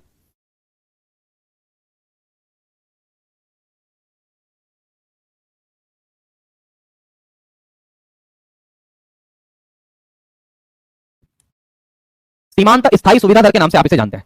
अब याद रखना, इसमें कमर्शियल बैंक आरबीआई से एक रात की अवधि के लिए लोन लेती है केवल। ठीक है, एक रात की अवधि के लिए। तो इसमें हम क्या लिखेंगे, एमएसएफ रेट में क्या लिखेंगे, लिखेंगे इसमें, इसमें कोई व्यापारिक बैंक, इसमें कोई कमर्शियल बैंक आरबीआई से एक रात की अवधि, जिसे हम बोलते हैं ओवरनाइट पीरियड, क्योंकि अगले दिन तो उसके पास लोग पैसा जमा करने आ जाएंगे, खाली एक रात के लिए लोन चाहिए उसको, तो लिखेंगे इसमें कोई व्यापारिक बैंक आरबीआई से एक रात की अवधि, जिसे बोलते हैं ओवरनाइट पीरियड, ओवरनाइट पीरियड। ठीक है, ओवरनाइट पीरियड, एक रात की अवधि, ओवरनाइट पीरियड, एक रात की अवधि के लिए जिस ब्याज पर या जिस दर पर ऋण लेती है, जिस दर पर ऋण लेती है, जिस दर पर ऋण लेती है, उसे एमएसएफ दर कहा जाता है। उसे एमएसएफ दर कहा जाता है। ठीक है, एमएसएफ दर उसे कहते हैं। ओके भाई, कोई दिक्कत तो नहीं है। तो MSF rate, marginal standing facility, सीमांत स्थायी सुविधा दर, दोनों याद रखने हैं, हिंदी अंग्रेजी दोनों। ऐसे अंग्रेजी याद रखोगे तो काम रहेगा सही। ठीक है, दूसरी बात, एमएसएफ के फुल फॉर्म के साथ में कॉन्सेप्ट आपको याद रखना है कि एमएसएफ रेट होती क्या है। तो मान लो किसी भी कमर्शियल बैंकों को एक रात के लिए लोन चाहिए केवल, तो आरबीआई से जिस रेट पर वो लोन लेगी उसी को एमएसएफ रेट कहा जाता है, मार्जिनल स्टैंडिंग फैसिलिटी रेट हम इसे कहते हैं। ठीक है भाई, उतारो उसको, कुछ भी नहीं है। पूछा जाता है सवाल कि वह कौन सी दर है जिस पर कोई कमर्शियल बैंक एक रात की अवधि के लिए लोन ले, तो उसे एमएसएफ रेट बोलते हैं।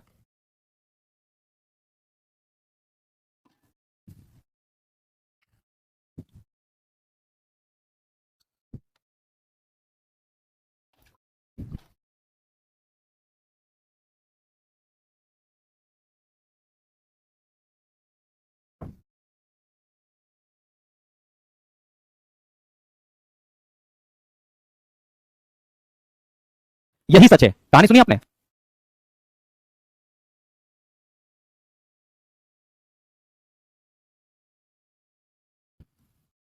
Okay okay okay okay, YouTube पर सर के प्रैक्टिस सेट है ना? हाँ हाँ हाँ, समझ गया समझ गया, सॉरी सॉरी। कल से आपकी क्लास शाम को 7 बजे कर लेंगे या फिर मॉर्निंग में कर लेंगे, ठीक है? हाँ हाँ हाँ, सर ने मुझे कहा भी था, है ना? आपकी ये क्लास चेंज करूंगा भाई मैं, है ना?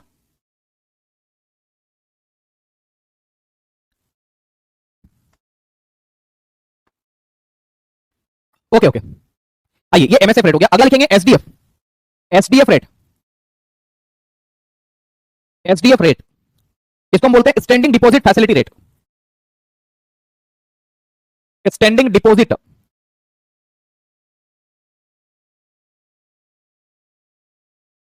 Facility rate, standing deposit facility rate, है ना? स्टैंडिंग डिपॉजिट फैसिलिटी रेट आप इसे बोलते हैं। स्टैंडिंग का मतलब होता है स्थायी, स्थायी जमा सुविधा दर, स्थायी जमा सुविधा दर। अब देखो, कमर्शियल बैंकों के पास में अगर उनके पास एक्स्ट्रा पैसा है तो बिना किसी जमानत के इसके पास जमा कर देती है। ठीक है, स्थायी जमा सुविधा दर। तो इसमें हम लिखेंगे आसान सी भाषा में कि व्यापारिक बैंकों के पास या कमर्शियल बैंकों के पास जो एक्सेस लिक्विडिटी है, अधिक तरलता है, तो बिना किसी जमानत के वो आरबीआई के पास में जिस रेट पर जमा करती है उसी को हम एसडीएफ रेट बोलते हैं। ठीक है, तो लिखेंगे बिना किसी जमानत के, विदाउट एनी कोलेट्रल। देखो, जब भी पैसा लेना होता है या देना होता है आरबीआई के पास में किसी भी कमर्शियल बैंकों को, तो उनको अपने मतलब कुछ पैसा जमा करना पड़ता है, कुछ जमानत के तौर पर रखना पड़ता है। तो लिखेंगे बिना किसी जमानत के, बिना किसी जमानत के, विदाउट कोलेट्रल। जमानत को हम संपार्श्विक भी बोल देते हैं, संपार्श्विक करके। तो बिना किसी जमानत के आरबीआई के पास जिस दर पर, आरबीआई के पास जिस दर पर व्यापारिक बैंक अपनी तरलता जमा करती है। देखो, हो सकता है कि आपको थोड़ा सा यहां पर इश्यू आए, मैं आपको बता देता हूं। ये एक तरफ है आरबीआई और एक तरफ है ये व्यापारिक बैंक। मैं आपको एक बात बताना चाहता हूं, ये कमर्शियल बैंक जब भी इसके पास में पैसा जमा करेगी आरबीआई के पास में, तो इसको कुछ ना कुछ जमानत के तौर पर रखना पड़ेगा। जमा करने पर भी जमानत देनी पड़ेगी कि हाँ, मेरा कुछ जमानत के तौर पर रख लो। तो इसको जमानत यानी कि कोलेट्रल के रूप में इसके पास रखना पड़ता है कुछ। तो इसकी आवश्यकता नहीं होती, विदाउट एनी कोलेट्रल। आरबीआई के पास जब कोई कमर्शियल बैंक अपने पास रखी अतिरिक्त तरलता को जमा करती है, धन को जमा करती है, धन, तो आरबीआई इसको क्या देगा? आरबीआई इसको देगा ब्याज।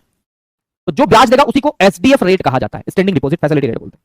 तो यही मैंने बताया कि बिना किसी जमानत के आरबीआई के पास जिस दर पर व्यापारिक बैंक अपनी तरलता या अपने अधिक पैसे को जमा करती है, मतलब अगर एक्स्ट्रा पैसा इसके पास में है तो जिस दर पर ये जमा करती है उसी को एसएलआर बोलते हैं, सॉरी, उसी को एसडीएफ रेट बोलते हैं, स्टैंडिंग डिपॉजिट फैसिलिटी। कुछ नहीं है, ठीक है? ओके, तो है ना, इसको हम अंग्रेजी में क्या बोल सकते हैं? तो those interest rate at which commercial banks, है ना, एक्सेस या commercial bank deposit their excess liquidity to RBI. ठीक है, एक बार फिर से सुनो, अंग्रेजी वाले साथी अगर किसी को दिक्कत है तो सुनो। Those interest rate at which commercial bank deposit their excess liquidity to RBI without any collateral, बिना किसी जमानत के, उसी को हम लोग किस नाम से जानते हैं? तो एसडीएफ रेट बोलते हैं। मोहित भाई पूछिए, क्या जवाब पूछना चाह रहे हैं आप? है ना, आपकी कमेंट्स ऊपर नीचे हो गई थी, मैं नहीं देख पाया, बताएं। सर, आज जेल प्रहरी के प्रैक्टिस सेट की पीडीएफ चाहिए। संगीता जी मिल जाएगी, है ना, हम शुरू कर रहे हैं, परसों से हम लोग शुरू कर देंगे उसको। ठीक है भाई? ओके ओके ओके, बढ़े आगे, चलिए भाई आगे बढ़ते हैं, अगले पॉइंट्स की ओर बढ़ते हैं। उम्मीद है ये सब बातें आपको समझ में आ गई होगी। तो एसडीएफ रेट भी आपका हो गया है, एसडीएफ रेट हो गया। चलो भाई, MSF rate, marginal standing facility rate, है ना, ये भी हो गया, एसडीएफ रेट भी। अब देखो बैंक रेट बचा है, तो पहले बैंक रेट पढ़ते हैं फिर बाकी की चीजों को पढ़ते हैं। तो हम हेडिंग डालते हैं अगला बैंक रेट। बैंक दर, रेपो दर और बैंक दर में कोई खास अंतर नहीं है। रेपो रेट में क्या होता है, आरबीआई लोन देता है कमर्शियल बैंकों को बस शॉर्ट टाइम के लिए। बैंक रेट में आरबीआई कमर्शियल बैंकों को लोन देगा पर लॉन्ग टर्म के लिए देगा, ठीक है, लंबे अवधि के लिए। तो हम इसमें क्या लिखेंगे, सिंपल सी परिभाषा है, बैंक रेट जिस ब्याज दर पर, those interest rate at which RBI lends to money, RBI lends money to commercial banks for a long time, ठीक है। चलिए बढ़े आगे, सुनो, जिस ब्याज दर पर, जिस ब्याज दर पर आरबीआई दीर्घकाल, दीर्घकाल का मतलब होता है लॉन्ग टर्म, लंबे समय के लिए, तो जिस ब्याज दर पर आरबीआई दीर्घकाल के लिए, दीर्घकाल के लिए आरबीआई दीर्घकाल के लिए, जिस ब्याज दर पर आरबीआई लॉन्ग टर्म के लिए व्यापारिक बैंकों को ऋण देता है,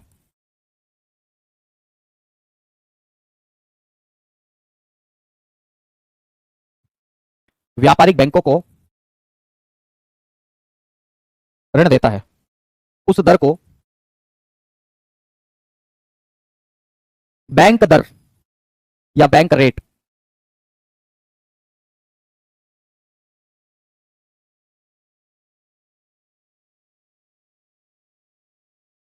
कहा जाता है। ये बैंक रेट है। वही सेम बात है, अगर बैंक रेट बढ़ेगा तो क्या होगा बताओ, अगर बैंक रेट बढ़ेगा तो क्या होगा, अगर मैं बैंक रेट बढ़ाऊंगा तो मार्केट में लिक्विडिटी पर क्या होगा, वही लिक्विडिटी कम होगी इससे। बैंक रेट बढ़ाने से बाजार में तरलता कम होगी, जितना ज्यादा महंगा लोन आरबीआई देगा मार्केट में लिक्विडिटी उतनी ही कम होगी, उतना कम बैंक लेंगे लोन। अरे व्यापारिक बैंक बोलेंगे बहुत महंगा मिल रहा है, नहीं लेंगे भाई, सेम सी बात है। और अगर बैंक रेट कम होगा तो क्या होगा, दूसरी बात यह भी तो है कि अगर बैंक रेट कम है, अगर सस्ती ब्याज दर पर लोन दे रही है कोई भी बैंक, तो सारी बैंक बोलेगी हमें भी दे दो, हमें भी दे दो, तो उनके पास में पैसा क्या हो जाएगा, बढ़ जाएगा, तो लिक्विडिटी क्या हो जाएगी, बढ़ जाएगी।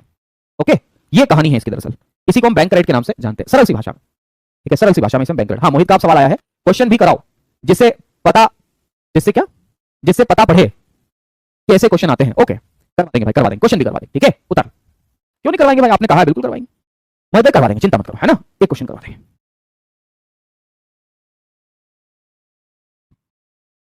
चलिए इधर हो गए, इधर वाले कंप्लीट हो गए, ठीक है, इधर वाले हमारे कंप्लीट हो गए। अब हम बात करेंगे नैतिक दबाव के बारे में। दिल के टुकड़े टुकड़े करके मुस्कुरा के चल दिए, है ना, लिखेंगे मात्रात्मक, मात्रात्मक हो गया ना, अब लिखेंगे गुणात्मक, गुणात्मक, गुणात्मक, गुणात्मक यानी कि क्वालिटेटिव, क्या बोलते हैं, क्वालिटेटिव, ठीक है। गुणात्मक को हम लोग किस नाम से जानते हैं, क्वालिटेटिव, क्वालिटेटिव, क्वालिटेटिव, या इसी को चयनात्मक भी बोलते हैं। चयनात्मक का मतलब होता है सिलेक्टिव, सिलेक्टिव, सिलेक्टिव, सिलेक्टिव उपकरण या इंस्ट्रूमेंट्स, टूल्स, जो भी आप कहेंगे, क्योंकि आप कह सकते हैं, आपके पास क्या है, अधिकार है। तो गुणात्मक और चयनात्मक उपकरण, ठीक है भाई, गुणात्मक और चयनात्मक उपकरण, ठीक है। आइए जरा, इसमें सबसे पहला है जिसे बोलते हैं नैतिक दबाव।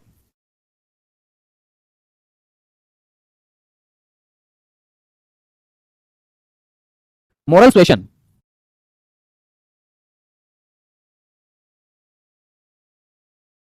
मोरल सुएशन आप इसे बोलते हैं, नैतिक दबाव। शायद स्पेलिंग में सुएशन की स्पेलिंग एक बार थोड़ा सा देख लीजिएगा, मेरे ख्याल से सही है ना, मोरल सुएशन।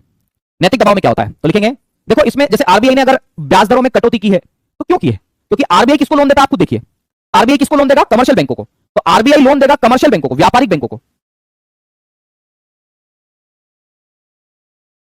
और फिर ये व्यापारिक बैंक लोन देगी जनता को। क्या आरबीआई डायरेक्टली जनता को लोन दे सकता है, नहीं दे सकता। तो अगर आरबीआई इंटरेस्ट रेट को कम कर रहा है, तो कमर्शियल बैंकों को भी इंटरेस्ट रेट क्या करनी चाहिए, कम, पर ये कमर्शियल बैंक अपने लाभ को कम नहीं करती। भाई ये सस्ता दे रहा है इनको, आरबीआई इनको सस्ता देगा, तो इनको भी सस्ता देना चाहिए जनता को, पर नहीं, ये ज्यादा से ज्यादा लाभ कमाने के उद्देश्य से इन्हें सस्ता लोन नहीं देता। तो आरबीआई इनसे रिक्वेस्ट करती है नैतिक रूप से, यार ये गलत बात है यार, जब हम तुम्हें सस्ता दे रहे हैं, जब आरबीआई बोलती है जब हम तुम्हें सस्ता दे रहे हैं, तो हम क्यों सस्ता दे रहे हैं, ताकि बाजार में लिक्विडिटी बढ़े, ताकि बाजार में लोगों के पास में पैसा बढ़े, इसलिए तुम्हें सस्ता दे रहे हैं। पर तुम तो बेवफा निकले, हमने तुम्हें सस्ता दिया लेकिन तुमने इनको सस्ता नहीं दिया, बेवफा सनम हो तुम।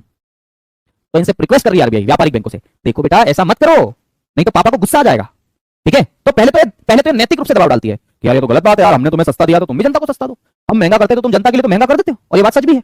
मेरा होम लोन चल रहा था, और जब मेरा होम लोन चल रहा तो जब रेपो रेट थी 6.5% और मेरा होम लोन चल रहा था 9.5 पे, मतलब 9.5 से शुरू हुआ था, 10 तक चला गया वो, रेपो रेट 6.25 पे आया, फिर अभी 5.25 पे चल रहा है। तो जब रेपो रेट बढ़ती है ना, तो ये व्यापारिक बैंक जो ये अपनी ब्याज दरें बढ़ा लेती है, बिना पूछे, हमसे नहीं पूछेगी, बढ़ा देगी।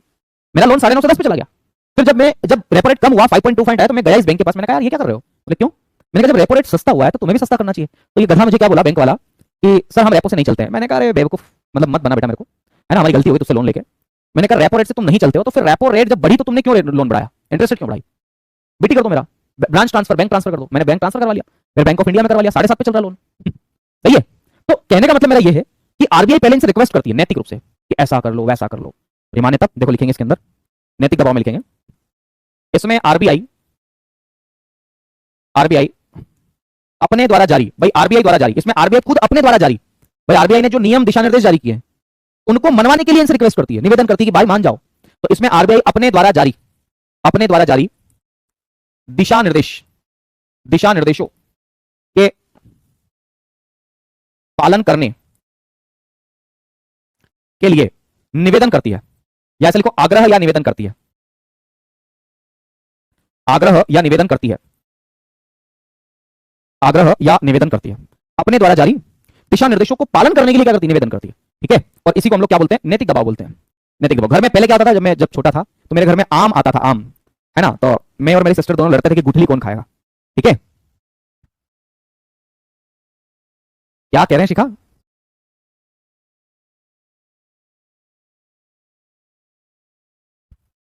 शिखा आप क्या कहना चाह रहे हो, स्पष्ट लिखो मैसेज, है ना। अच्छा, मैं ये बोल रहा कि जब मेरे घर में आम आता था तो मैं और मेरी सिस्टर दोनों इस बात पे झगड़ते थे कि अब आम कौन खाएगा, मतलब आम तो सब खाएंगे लेकिन गुठली कौन खाएगा। ठीक है, तो लड़ते थे कि यार गुठली कौन खाएगा, गुठली कौन खाएगा, इस पर विवाद होता था। फिर मेरी सिस्टर मुझे कहती थी भैया तूने एक आम की गुठली खा ली, अब ये मेरे को दे दे, मतलब वो एक रिक्वेस्ट मोड में मुझसे बात करती थी। तो इसी को हम नैतिक दबाव बोलते हैं, दबाव डालती थी नैतिक रूप से। ठीक है, चलिए भाई आप लोग भी लड़ते हैं चलिए, तो नैतिक दबाव। अच्छा, अगर नैतिक दबाव आ गया, नहीं माना तो कोई कमर्शियल बैंक, किसी व्यापारिक बैंक ने अगर ये एक्सेप्ट नहीं किया तो फिर आरबीआई मोड में आ जाता है, डायरेक्ट एक्शन के। देखेंगे प्रत्यक्ष कार्यवाही, अगला प्रत्यक्ष कार्यवाही।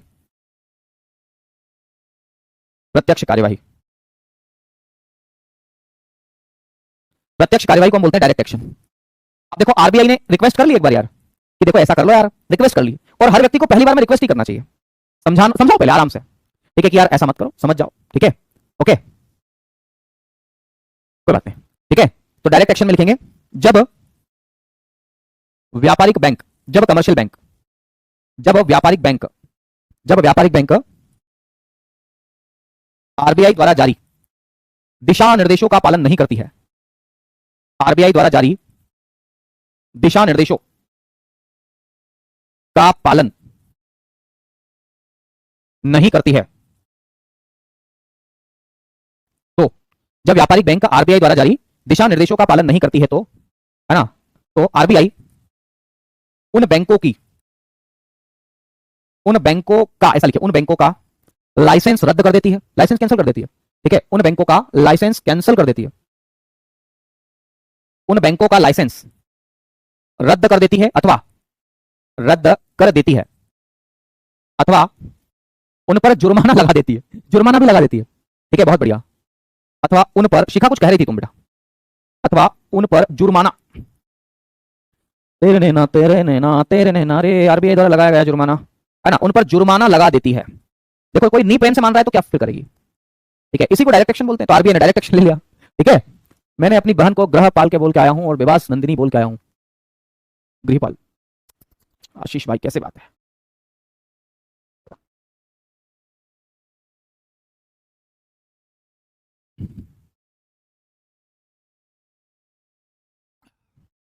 होमगार्ड का पेपर बहुत टफ आया। पेपर टफ कहां आया, पेपर तो इजी था। हाँ, थोड़ा मतलब होमगार्ड के हिसाब से टफ आया, ये मान सकते हैं। पर देखो अगर टफ आया है तो मेरिट भी कम जाएगी उसकी, उसमें क्या है। ठीक है, अगर टफ आया है तो मेरिट भी कम जाएगी, इसमें क्या है। ठीक है, तो इसमें क्या होता है याद रखना, इसमें जब भी कोई कमर्शियल बैंक आरबीआई की गाइडलाइंस का पालन नहीं करती, गाइडलाइंस को एक्सेप्ट नहीं करती, उनको अडॉप्ट नहीं करती है, तो डायरेक्ट एक्शन के अंतर्गत आरबीआई उनके ऊपर पेनल्टीज लगा देती है या फिर उनका जो लाइसेंस है वो कैंसिल कर देती है। ठीक है, तो ये है आपका कौन सा, तो याद रखना इसे आप लोग कहते हैं प्रत्यक्ष कार्यवाही। अच्छा, एक और होगा जिसे बोलते हैं साख राशनिंग, क्रेडिट राशनिंग। नैतिक दबाव हो गया, प्रत्यक्ष कार्यवाही। अब हम साख राशनिंग को भी लिख लेते हैं। क्रेडिट राशनिंग में कुछ नहीं है, बस इतना भर आपको याद रखना है। क्या होता है ना कि कोई भी कमर्शियल बैंक आजकल एग्रीकल्चर सेक्टर में लोन देने से कतराती है। देखा होगा किसान भाई को लोन नहीं देती, क्योंकि उनको किसान भाई पर विश्वास नहीं है। उनका ऐसा मानना है कि किसानों को अगर हम ऋण देंगे तो फसल हो या ना हो पता नहीं क्या हो, क्योंकि फसल जो है वो मानसून पर निर्भर है। ठीक है, भारतीय कृषि को मानसून का जुआ बोलते हैं। ठीक है, तो अगर मानसून नहीं आया ठीक ठाक तो फिर तो मामला बिगड़ जाएगा। तो इसलिए फिर क्या करना पड़ेगा, तो इसलिए बोले ऐसा करना पड़ेगा कि जो है एग्रीकल्चर सेक्टर को लोन नहीं देते हो। तो आरबीआई ने देखा कि यार ये तो कृषि क्षेत्र जिसे भारत की बैकबोन बोलते हैं, अगर उसी को लोन नहीं देगा तो फिर कैसे काम चलेगा। तो फिर नाबार्ड लेकर के आए, NABARD, national bank for agriculture and rural development, NABARD की स्थापना की गई। ठीक है, और ये सब बातें। अच्छा, एक बच्चे का सवाल है, सर क्या अभी तक कोई ऐसा केस हुआ है जिसमें, बहुत बार ऐसे केस हुए, आरबीआई ने बहुत सारी बैंकों पर पेनल्टीज लगाई है रोहित, ठीक है, और पेनल्टीज के साथ साथ उनके लाइसेंस को भी कैंसिल किया। आपने भी सुना होगा, शायद 1-1.5 साल पहले की बात है, 1 साल हो गया होगा, पेटीएम पेमेंट बैंक का लाइसेंस रद्द हो गया था, ठीक है। तो ये चीजें हुई है। अगला हेडिंग लिखेंगे जिसे हम बोलते हैं साख राशनिंग, क्रेडिट ऑफ राशनिंग। तो मैं आपको ये बता रहा था कि व्यापारिक बैंकें जो है वो क्या करती है, इसे हम बोलते हैं क्रेडिट ऑफ राशनिंग, कि कृषि क्षेत्र या बाकी कुछ क्षेत्रों में लोन देने से कतराती है। तो आरबीआई ने एक ये काम किया कि भाई आपको कम से कम इतना लोन तो देना ही देना है हर सेक्टर में, ठीक है। तो क्रेडिट ऑफ राशनिंग आप इसे बोल देते हैं, credit of rationing, credit of rationing आप इसे कह देते हैं, ठीक है। इसमें लिखेंगे आरबीआई ने व्यापारिक बैंकों की, आरबीआई ने कमर्शियल बैंकों की न्यूनतम ऋण सीमा को क्षेत्रवार बांट दिया। आरबीआई ने व्यापारिक बैंकों की न्यूनतम ऋण सीमा, न्यूनतम ऋण सीमा को क्षेत्रवार, न्यूनतम ऋण सीमा को क्षेत्रवार विभाजित कर दिया, विभाजित किया, ताकि ताकि इकोनॉमी के हर क्षेत्र का विकास किया जा सके, ताकि इकोनॉमी के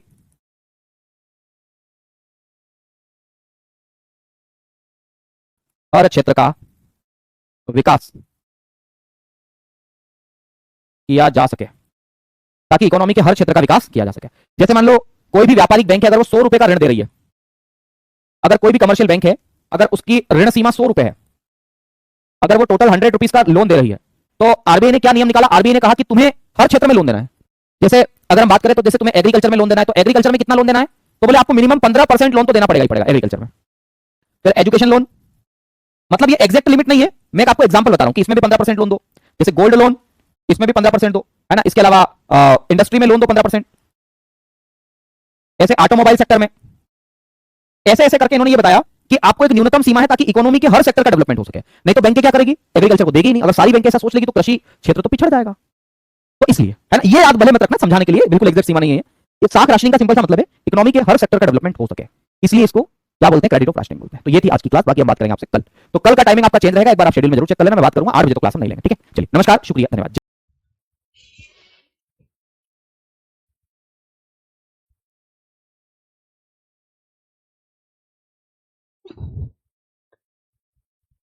किससे संबंधित है बच्चों ये, तो आप बोलोगे मिल्क प्रोडक्शन से।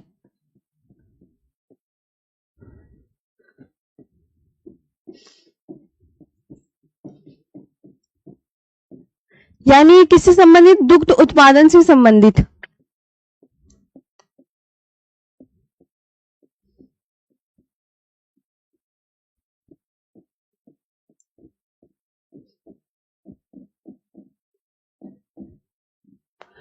किससे संबंधित है, दुग्ध उत्पादन से। अच्छा, श्वेत क्रांति के जनक कौन है, जरा आप मुझे बताएं। जनक यानी कि फादर। श्वेत क्रांति के जनक doctor Varghese Kurien.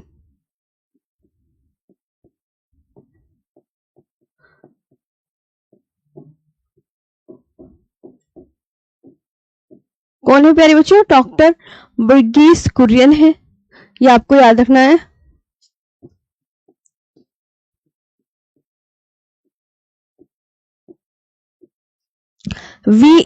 VERGHESE Kurien, KURIEN Kurien. ये को फाउंडर ऑफ अमूल, ये जो है द को फाउंडर ऑफ अमूल।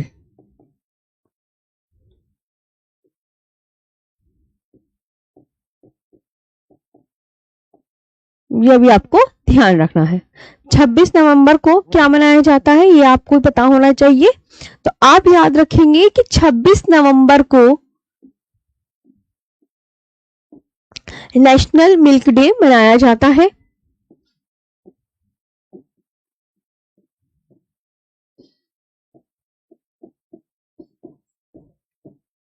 क्या मनाया जाता है, नेशनल मिल्क डे। और 1 जून को इंटरनेशनल मिल्क डे।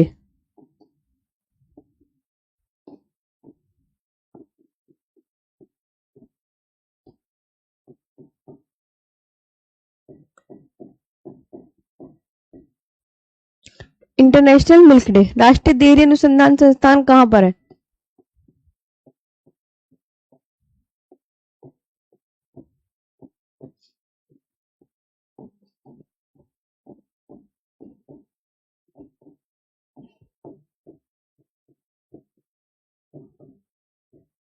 राष्ट्रीय डेयरी अनुसंधान संस्थान NDRI,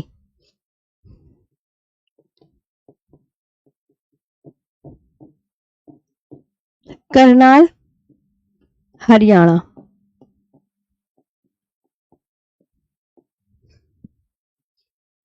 ठीक है, national dairy research institute,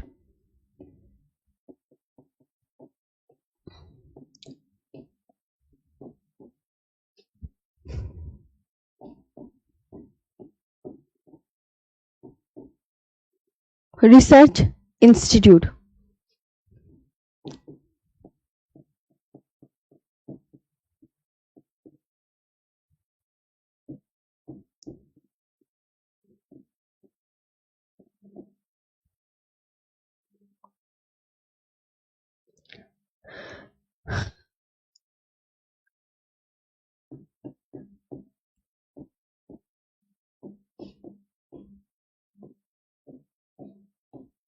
Karnal Haryana.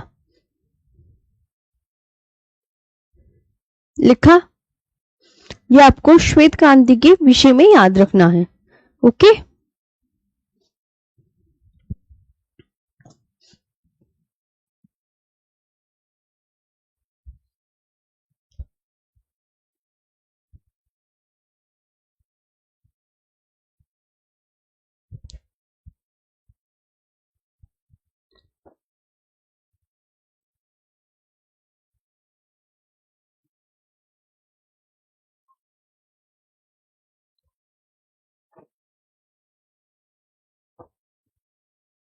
अच्छा भूमिका ऑल रहा है। ठीक है, आगे बात करते हैं नेक्स्ट पर।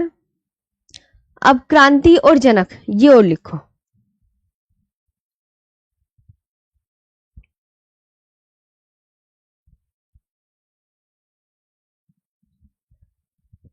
लिखो क्रांति और जनक बच्चों।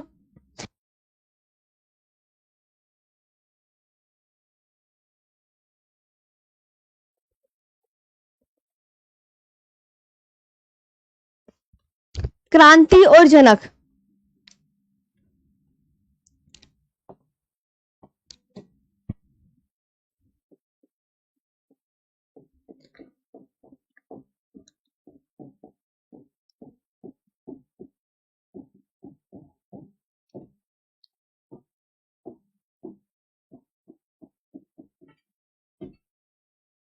फादर, मैंने आपसे कहा कि पीली क्रांति के जनक कौन है?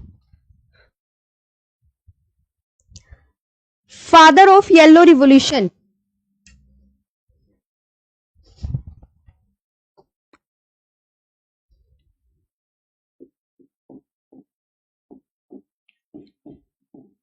येलो यानी पीली के, सेम पित्रोदा,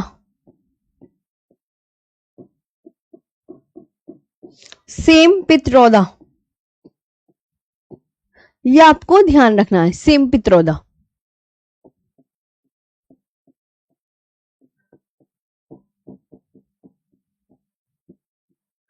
ठीक है, सेम पित्रोदा हो गए। फादर ऑफ ब्लू रिवॉल्यूशन,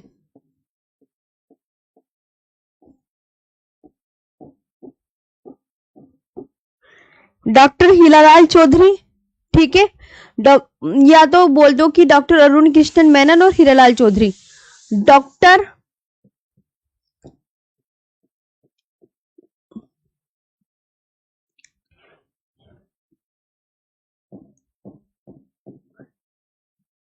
यहीं लिख दूं।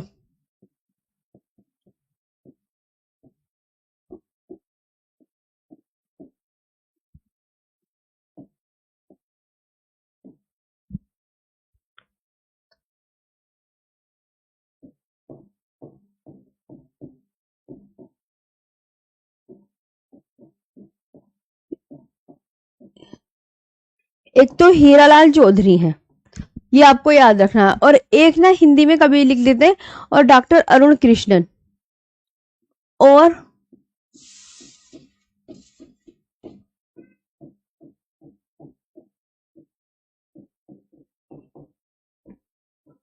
और डॉक्टर अरुण कृष्णन। गोल्ड क्रांति के जनक, father of gold revolution.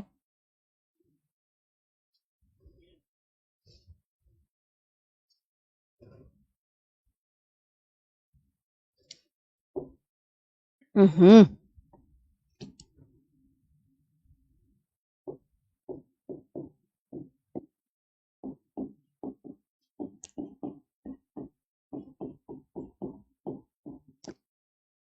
निरपक्ष Tutej.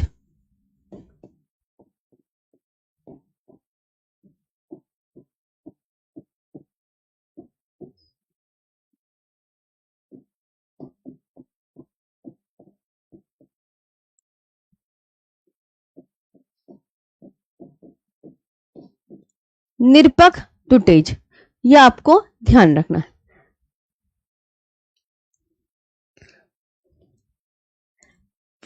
Father of pink revolution.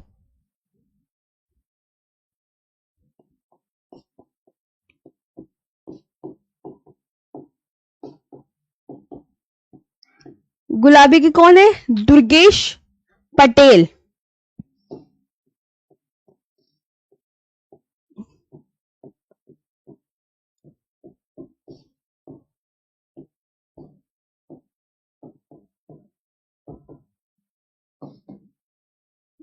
Durgesh Patel हो गया। रजत क्रांति।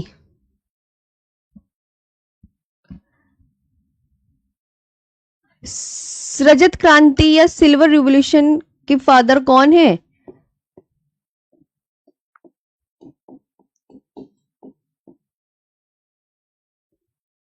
सिल्वर रिवॉल्यूशन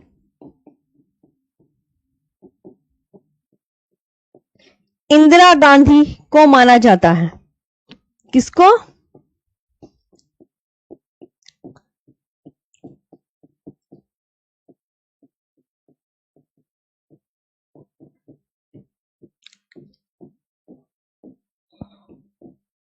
इंदिरा गांधी को माना जाता है।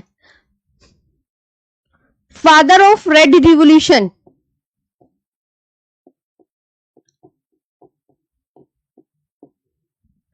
कौन है बच्चों? विशाल तिवारी।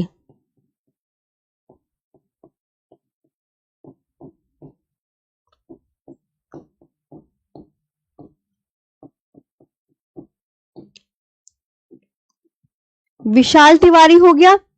और green revolution, father of green revolution.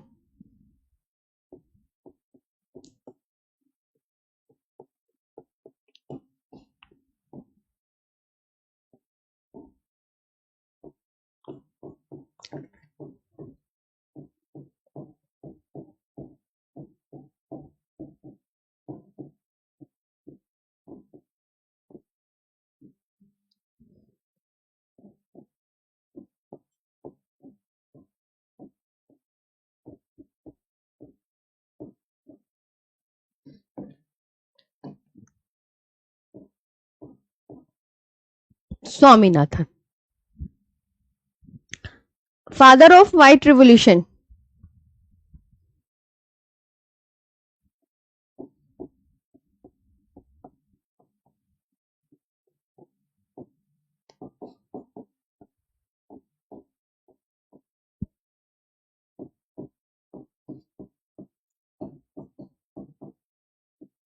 कौन है आप क्या बोलोगे? मैम वर्गीस कुरियन।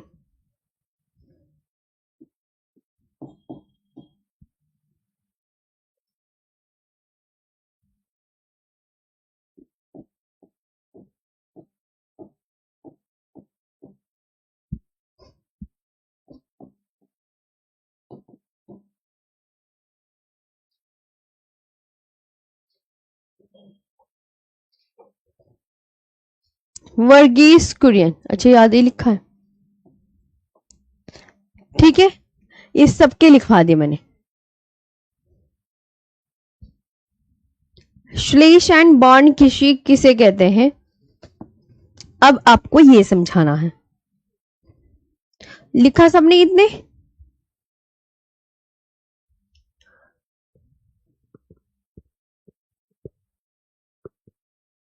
हाँ, सोलर सिस्टम भी पढ़ाऊंगी नीतीश सिंह, सब होगा। वर्ल्ड ज्योग्राफी में पढ़ाऊंगी। कृष्णा यादव कह रहे हैं हाँ, चलो हो गया, सब हो जाएगा, टेंशन मत लो, सारी चीजें होंगी, वर्ल्ड ज्योग्राफी भी होगी, सारे टॉपिक होंगे। स्थानांतरित कृषि डालो भाई, जब मैं धीरे धीरे करवाऊँ या जल्दी करवाऊँ, तुम्हें तो फिर सिलेबस पूरा कंप्लीट मिलेगा।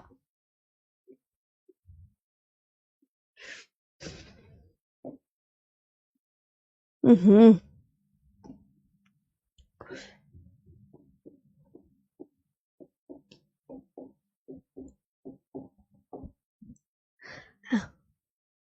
अब स्थानांतरित कृषि, इसे कहते हैं स्टेशन बर्न कृषि। ये किसी विशेष स्थान की काटो और जलाओ, किसी विशेष स्थान की खेती को काटकर, किसी विशेष स्थान की वनस्पति को काटकर ये जलाकर साफ किया जाता है, फिर उसे खेती योग्य बनाया जाता है।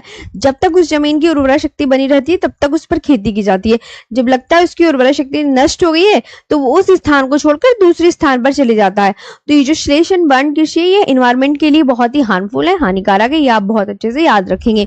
अब इसके बारे में और लिखवा दूं मैं, ये भी इंपॉर्टेंट है। शिफ्टिंग कल्टीवेशन,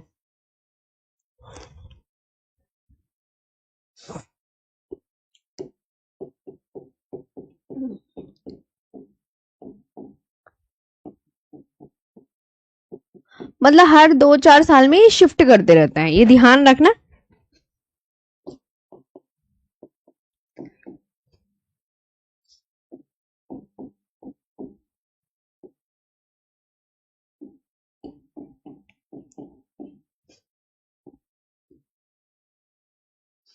स्थानांतरित कृषि, अन्य नाम क्या है?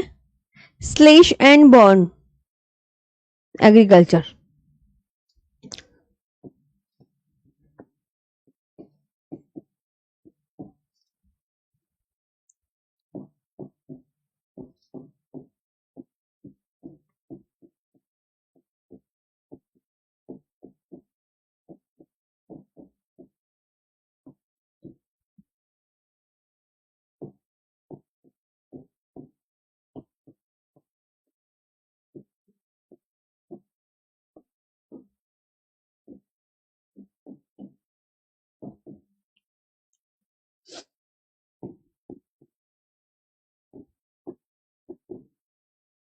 आदरणीय, नाम याद हो गया। अब इसको ना, अब मैंने तुम्हें इसकी पूरी डेफिनेशन तो बना दी है, बता दी क्या होता है ना। किसी विशेष स्थान पर काटकर पेड़ों को, पौधों को काटकर सूखने दिया जाता है और फिर जला दिया जाता है। जलती हुई राख मिट्टी में मिलकर इसे स्थायी रूप से उपजाऊ बनाती है, बस यही होती है। अब इसे ना अलग अलग राज्यों में अलग अलग नामों से जाना जाता है। जैसे स्थानांतरित कृषि को ना अलग अलग देशों में भी अलग अलग नामों से जाना जाता है। उत्तर पूर्वी राज्य में इसे क्या कहते हैं? उत्तर पूर्वी राज्य में स्थानांतरित कृषि का नाम क्या है? नॉर्थ ईस्ट स्टेट में इसे क्या कहते हैं?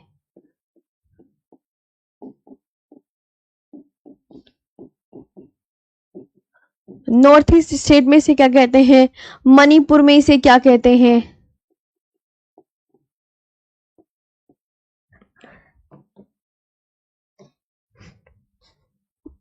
आंध्र प्रदेश में क्या कहते हैं? वेस्टर्न घाट में क्या कहते हैं? ये बताओ।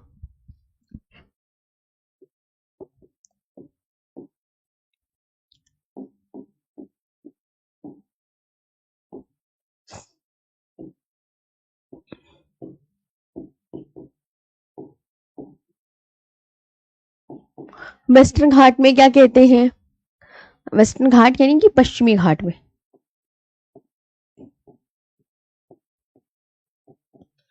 बताओ क्या कहते हैं पश्चिमी घाट में?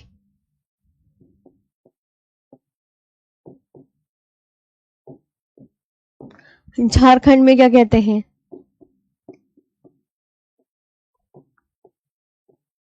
हिमालय में क्या कहते हैं? हिमालय में बताओ क्या कहते हैं? मध्य प्रदेश में?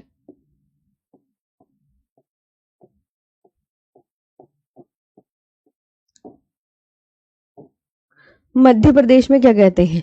तो अब मुझे एक एक करके आप यहाँ पर नाम बताएं। जैसे कि उसमें नॉर्थ ईस्ट स्टेट में क्या कहते हैं? झूम, झूम बराबर झूम।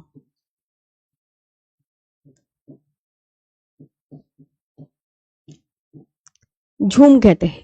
मणिपुर में क्या कहा जाता है? तो पामलू।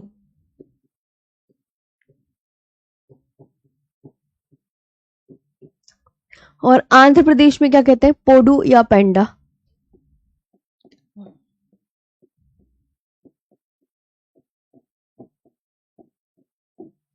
क्या कहते हैं? पोडू और पेंडा।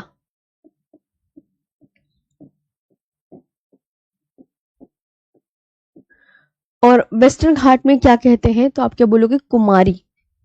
क्या कहते हैं? कुमारी। पश्चिमी घाट का दूसरा नाम भी तुम्हें याद है या भूल गए?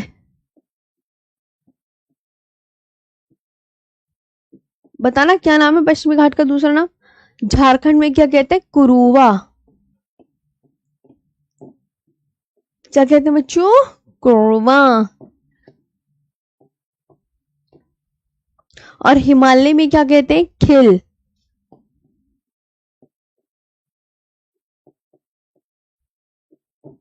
और मध्य प्रदेश में क्या कहते हैं? दहिया।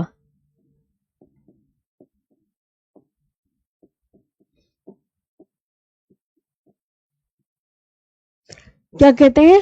दहिया। अब आगे बात करते हैं उड़ीसा में क्या कहते हैं? सब में पूछा जाएगा भैया, नाम तो नाम ही है।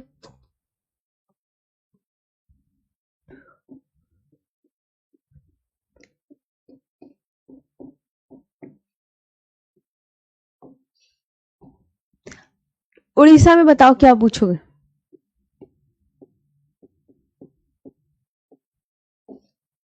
कोमान, पामाडाबी या ब्रिंगा?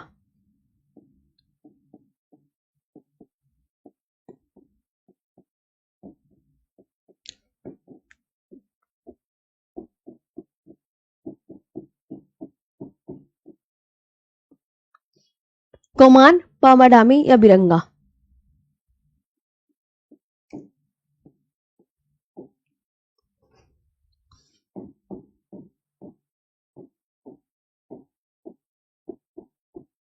पामाडामी हो गया और ब्रिंगा।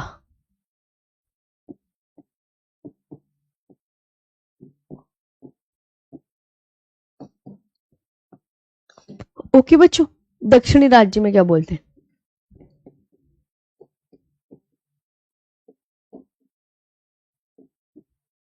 Southern state.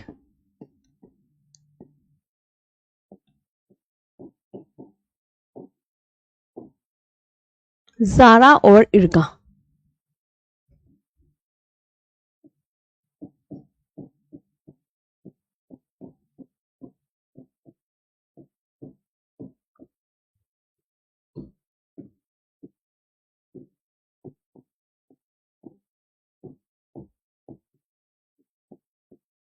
Zara and इर्गा। ठीक है। अब विश्व में स्थानांतरित खेती के नाम। विश्व में स्थानांतरित खेती के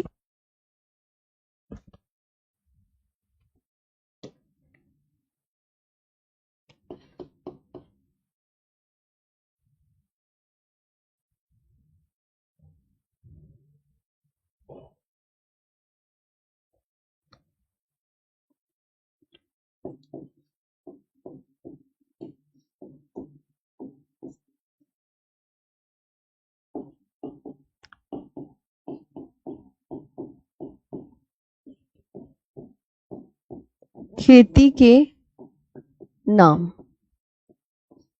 local names of shifting cultivation.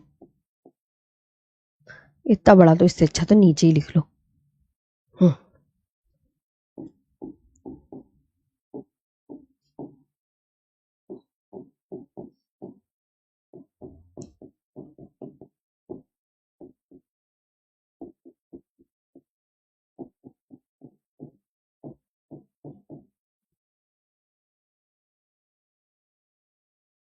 ये local name of shifting cultivation.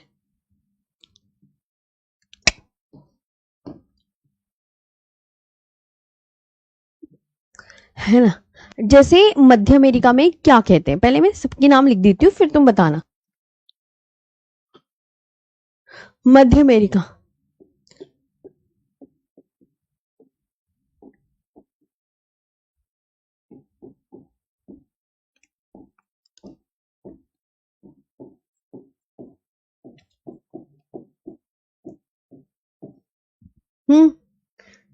Brazil, Indonesia,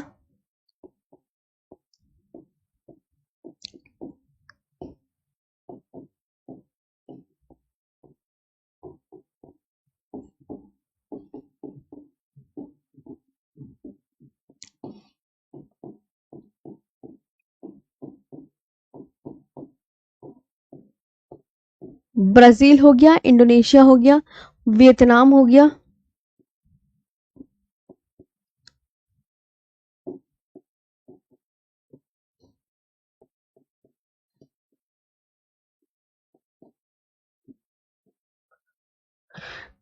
central Africa,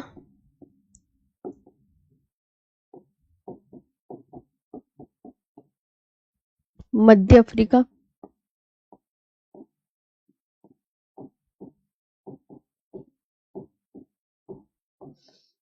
अब बताओ मध्य अमेरिका का बताओ, मिल्पा।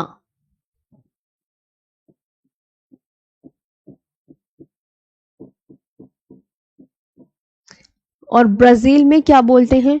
रोका।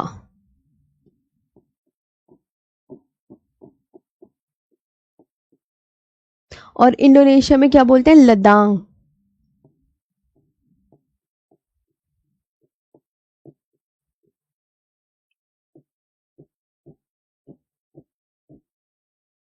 और वियतनाम में क्या बोलते हैं? रे।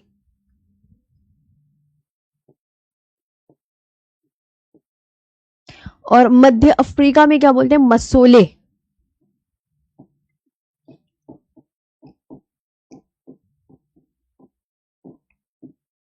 मसोले लिखा।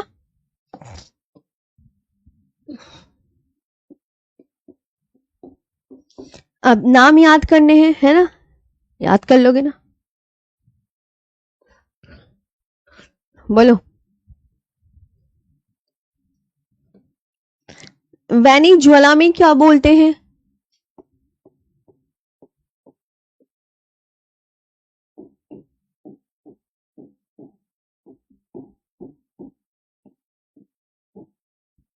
और श्रीलंका में क्या बोलते हैं?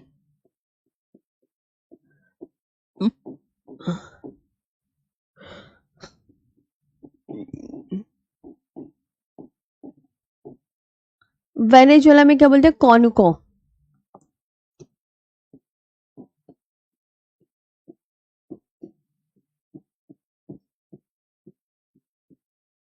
कॉनुको बोलते हैं। और इसमें श्रीलंका में क्या बोलते हैं? चेन्ना।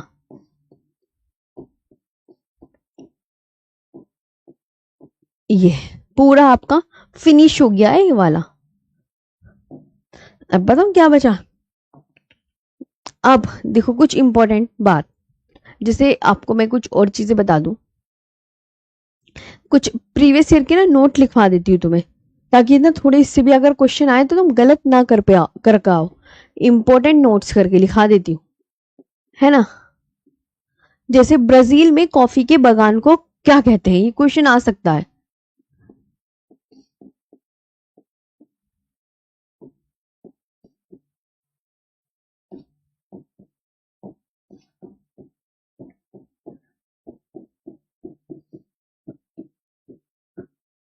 को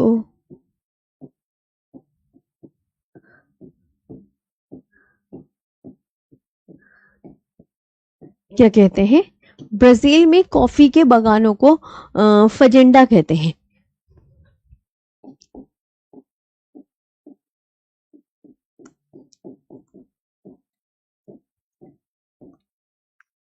fazenda coffee plantation.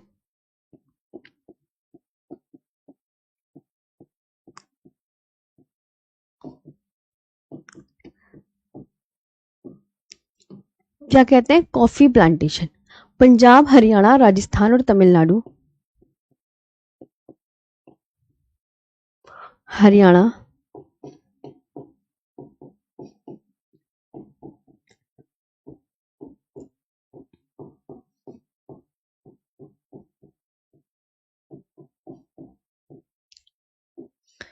Punjab, Haryana, Rajasthan और तमिलनाडु राज्यों में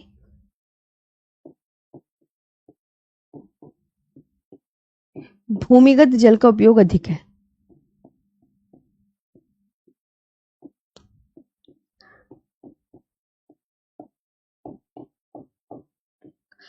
भूमिगत जल का उपयोग अधिक है?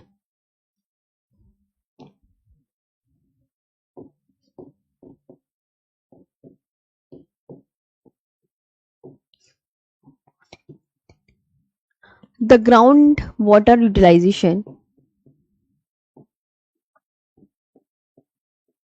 ऐसे पूछा जाएगा कि ना किस स्टेट में जो है भूमिगत जल का प्रयोग ज्यादा है, ग्राउंड वाटर यूटिलाइजेशन ज्यादा इस कौन कौन से स्टेट में है इन इंडिया। तो आप ना ये बता दोगे, इन स्टेट के नाम बता दोगे। तो the ground water utilisation, okay,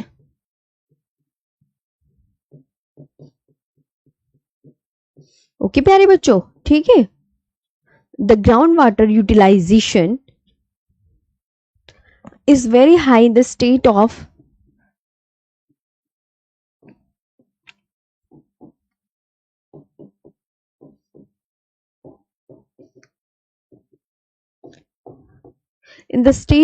Punjab, Haryana, Rajasthan,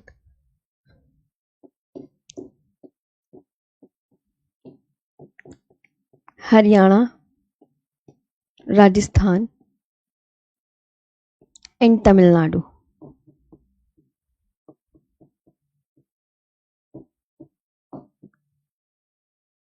ये आपको ध्यान रखना है।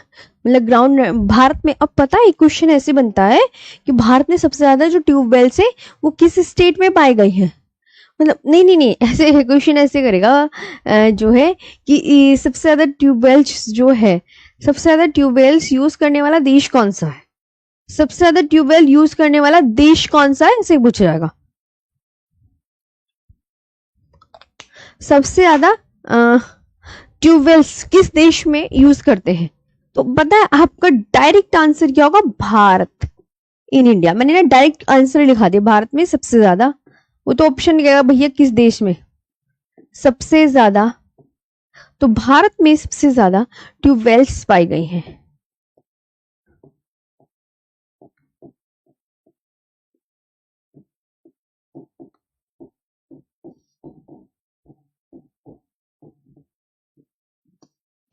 पाई गई हैं, okay. India holds the record of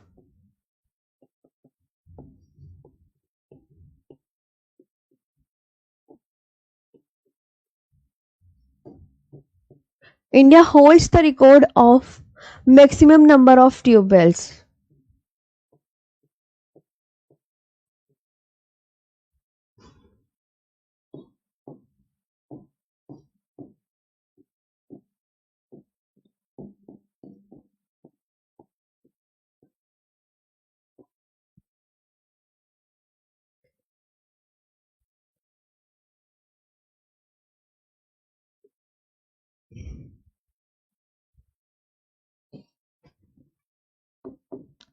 Bharat की सबसे लंबी नहर,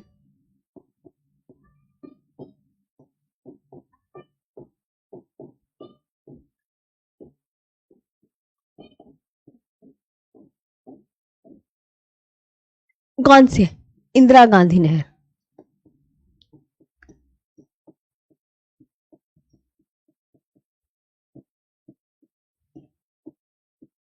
इंदिरा गांधी नहर है, और पुराना नाम इसका क्या है,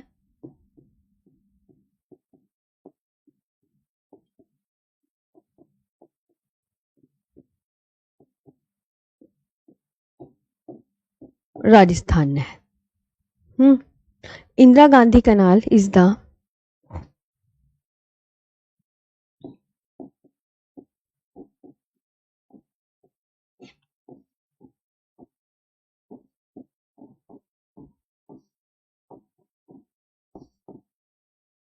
Indira Gandhi canal is the longest canal in India.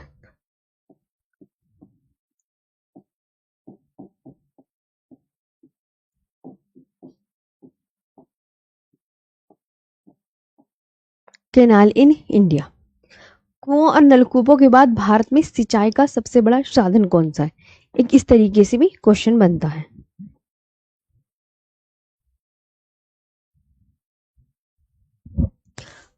कुओं और नलकूपों के बाद भारत में सिंचाई का सबसे बड़ा साधन नहरें हैं।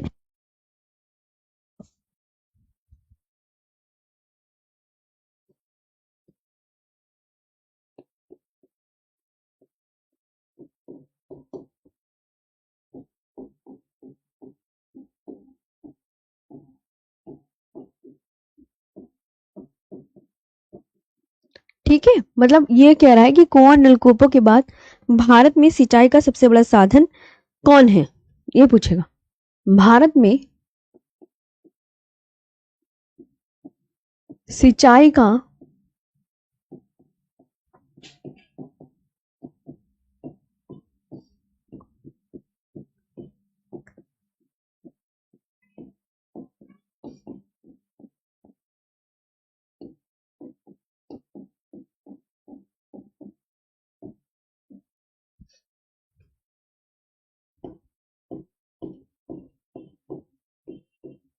नहरें,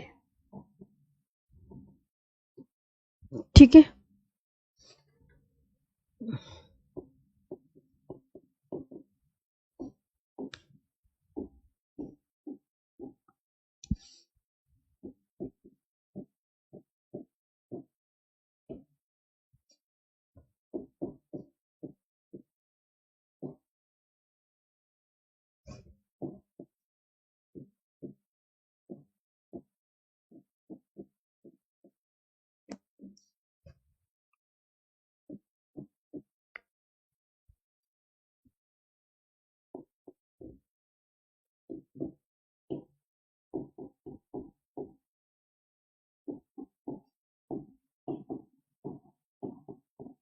अब बताओ, ठीक है।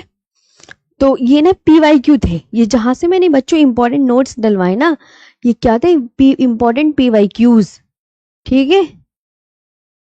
हाँ, कभी कुछ और समझ लो कि ये इंपॉर्टेंट PYQs थे। कृषि वाला जो टॉपिक है बच्चों आपका फिनिश हो गया है, बस कुछ ना डाटा रह गया है जो मैं आपको प्रोवाइड करा दूं। और कल हम खनिज का टॉपिक आपको कराएंगे, कल कराएं या आज ही करा दें, पहले मैं कुछ इंपॉर्टेंट डाटा आपको यहाँ पर बता देती हूँ। मैम इंडियन ज्योग्राफी कब तक समाप्त हो जाएगी? राजा बाबू, मैम आप कभी शायरी नहीं बोलते। अरे भैया, मैं पढ़ाई लूँ वही बहुत है, शायरी वायरी तो बहुत दूर की बात है ना। मेरे को ना सिर्फ पढ़ाने के अलावा कुछ नहीं आता, न डांस आता न शायरी आती, कुछ नहीं आता। मैं सब में नीलबट्टी सन्नाटा हूँ। ये मैंने बोलने की कोशिश नहीं करी तो कभी मेरे को ऐसा ना लगा नहीं। मेरे को 8 साल हो गए पढ़ाते पढ़ाते, कभी मेरे को ऐसे लगता ही नहीं कि शायरी उयरी पढ़ानी है या बोलनी है ना। मैं आती हूँ ऐसी पढ़ाती हूँ। बताओ कितनी जल्दी 8 साल हो गए पढ़ाते पढ़ाते। जिंदगी कितनी छोटी सी है, एकदम बीत जाती है, कुछ पता ही नहीं चलता।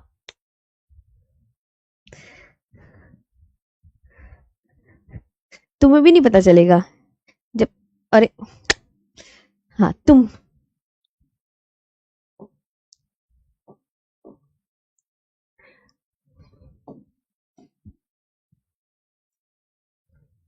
ये ना देखो बच्चों कुछ डाटा है, मैं आपको बताऊं क्योंकि ये डाटा ना मैं लिखवा नहीं सकती। अब ये डाटा है, ये पढ़ो अपने आप, कि भारत की विभिन्न फसलें और उत्पादक राज्य।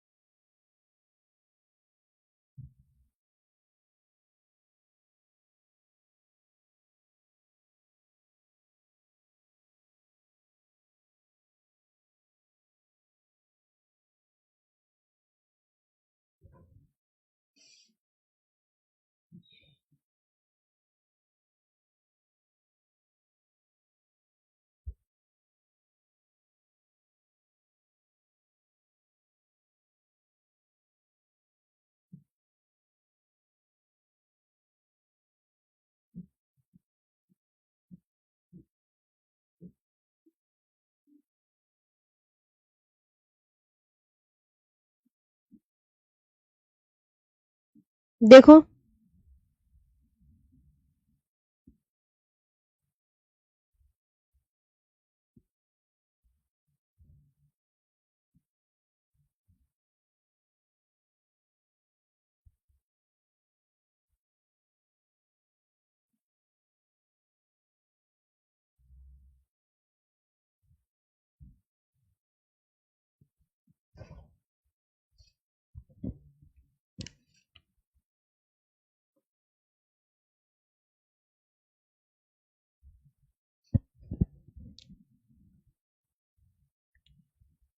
बच्चों बताओ,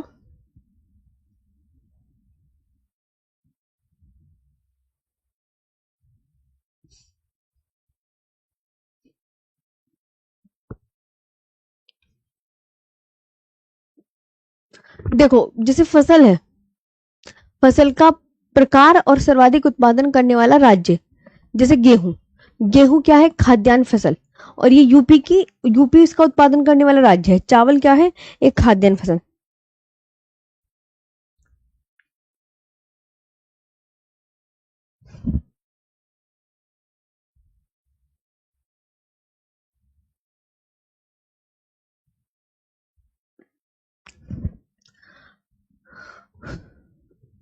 खाद्यान्न यूपी में, और चावल पश्चिम बंगाल में, मक्का कर्नाटक में, ज्वार महाराष्ट्र में। ये आपको बहुत अच्छे से याद रखना है।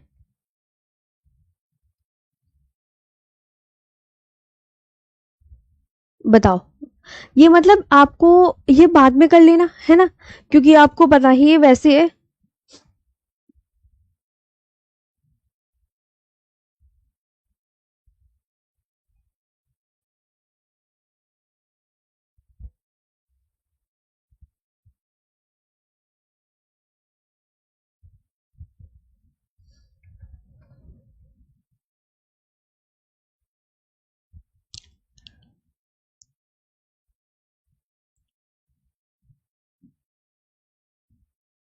कहाँ हो, तुम्हारी कमेंट्स कहाँ गई बच्चों?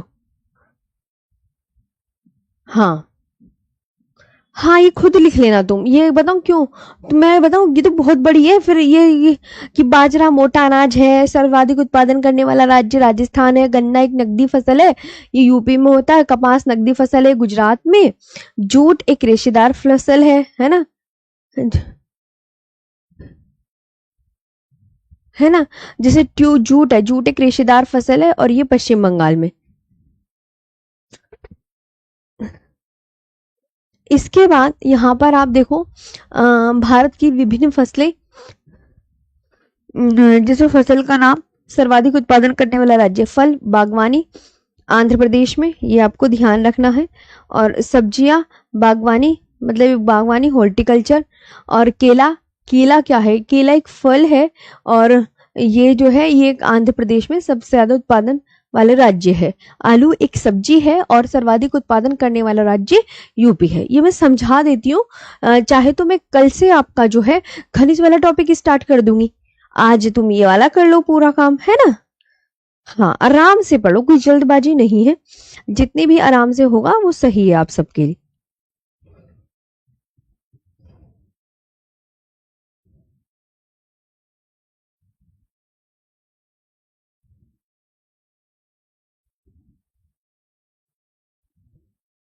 ओके, खुशमीन कौर, मतलब आराम से कर लेना घर पे बैठ के, कोई जल्दीबाजी नहीं करना। जैसे प्याज क्या है बच्चों, प्याज एक सब्जी है ना, प्याज एक सब्जी, और ये ना सबसे ज्यादा उत्पादन कौन करता है, महाराष्ट्र करता है। चाय, चाय बच्चों क्या है, तो आप क्या बोलोगे मैम, एक नकदी फसल है।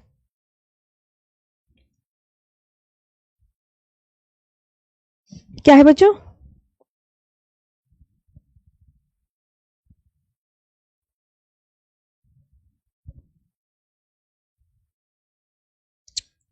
चाय क्या है बच्चों, खनिज कल करेंगे मैम। चाय क्या है, नकदी फसल, मतलब इस तरीके से, है ना। और ये जो है असम सबसे ज्यादा उत्पादन वाला राज्य है। कॉफी एक नकदी फसल है, कर्नाटक सबसे ज्यादा उत्पादन वाला राज्य है। एक बच्चा कह रहा है, उसका नाम अनिल चौधरी है, और उसका क्वेश्चन ये है कि मैम हीरा उत्पादन में एकाधिकार किस महाद्वीप का है। हीरा उत्पादन में तो अफ्रीका महाद्वीप का एकाधिकार है, अफ्रीका में सबसे ज्यादा हीरा आपको मिलेगा। अनिल चौधरी, एक बच्चे का क्वेश्चन ही आया है कि मेरे में एक क्वेश्चन पूछा गया था, तो यहाँ की खदानें जो है बहुत सारे आपको पता है हीरा निकालती हैं, तो ये ध्यान रखना। 50% हीरा निकलता है वहां से, अफ्रीका की खदानों से। तो अगर आप बच्चे भी लिखना चाहें तो लिख सकते हैं, नोट करके लिख लिया करो, कोई भी बच्चा ऐसा क्वेश्चन पूछे, क्योंकि वो बच्चा कह रहा है मेरे ना प्रीवियस ईयर क्वेश्चन में आया है कि सबसे ज्यादा एकाधिकार रखने वाला हीरे में कौन सा स्टेट, कौन सा कॉन्टिनेंट है।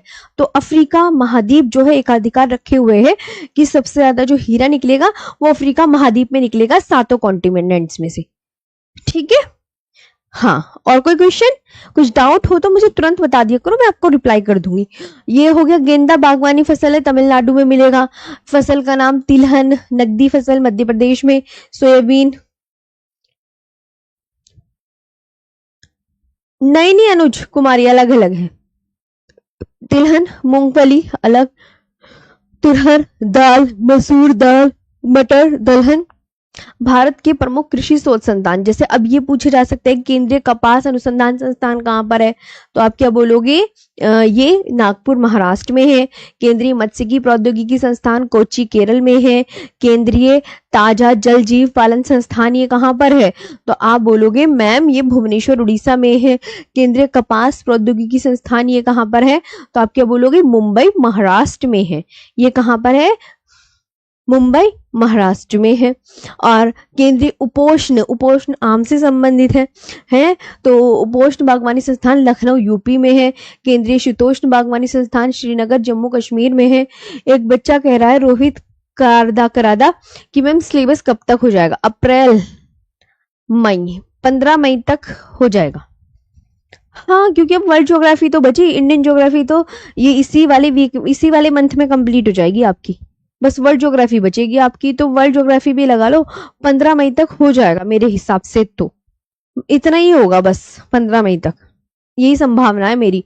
बाकी एक आध दिन आगे पीछे हो गया तो क्या जा रहा है, मैं तो तुम्हें आराम से पढ़ा रही हूँ ना, कोई जल्दबाजी थोड़ी कर रही हूँ कि स्लो मोशन में भी नहीं पढ़ा रही, स्पीड में भी नहीं पढ़ा रही, पढ़ लो थोड़ा सा।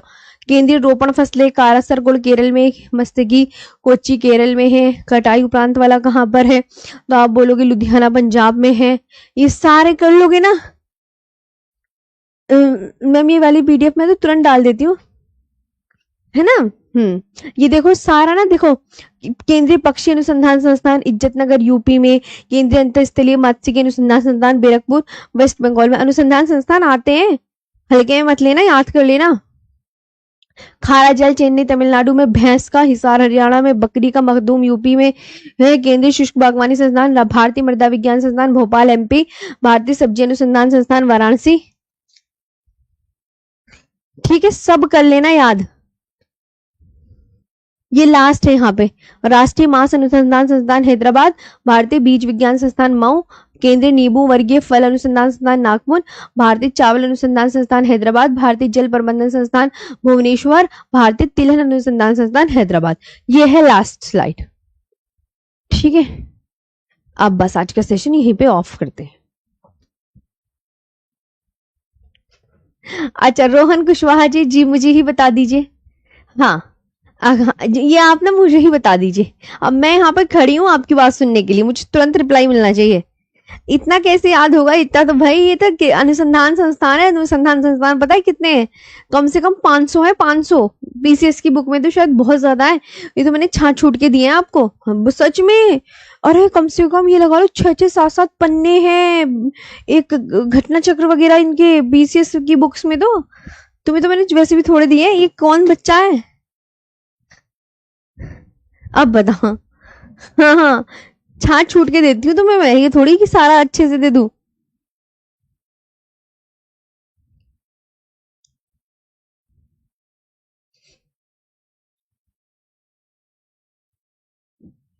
अच्छा रुको कुशवाहा जी ठीक है, आराम से तसल्ली से चीजें पढ़नी है, जल्दबाजी नहीं करना है। 15 मई तक आपका सिलेबस हम पूरा करा देंगे, वर्ल्ड ज्योग्राफी और इंडियन ज्योग्राफी दोनों का।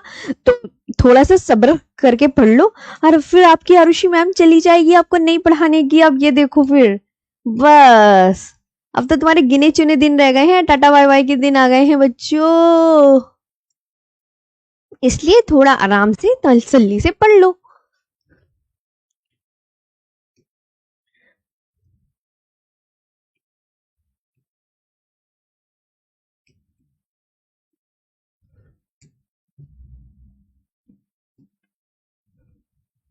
श्वेत क्रांति, सारी क्रांतियों के जनक लिखवा दिए, स्थानांतरित कृषि लिखवा दी, विश्व में स्थानांतरित खेती के नाम लिखवा दिए, इंपॉर्टेंट नोट्स भी लिखवा दिए हैं, और जो ये इंपॉर्टेंट स्लाइड्स थी वो भी दे दी है। और हम कल करेंगे खनिज। ओके, मन लगा के पढ़ना है, और अच्छे से मैंने देखो सब कुछ आराम से कराती हूँ, कोई वो नहीं है, ठीक है। Thank you.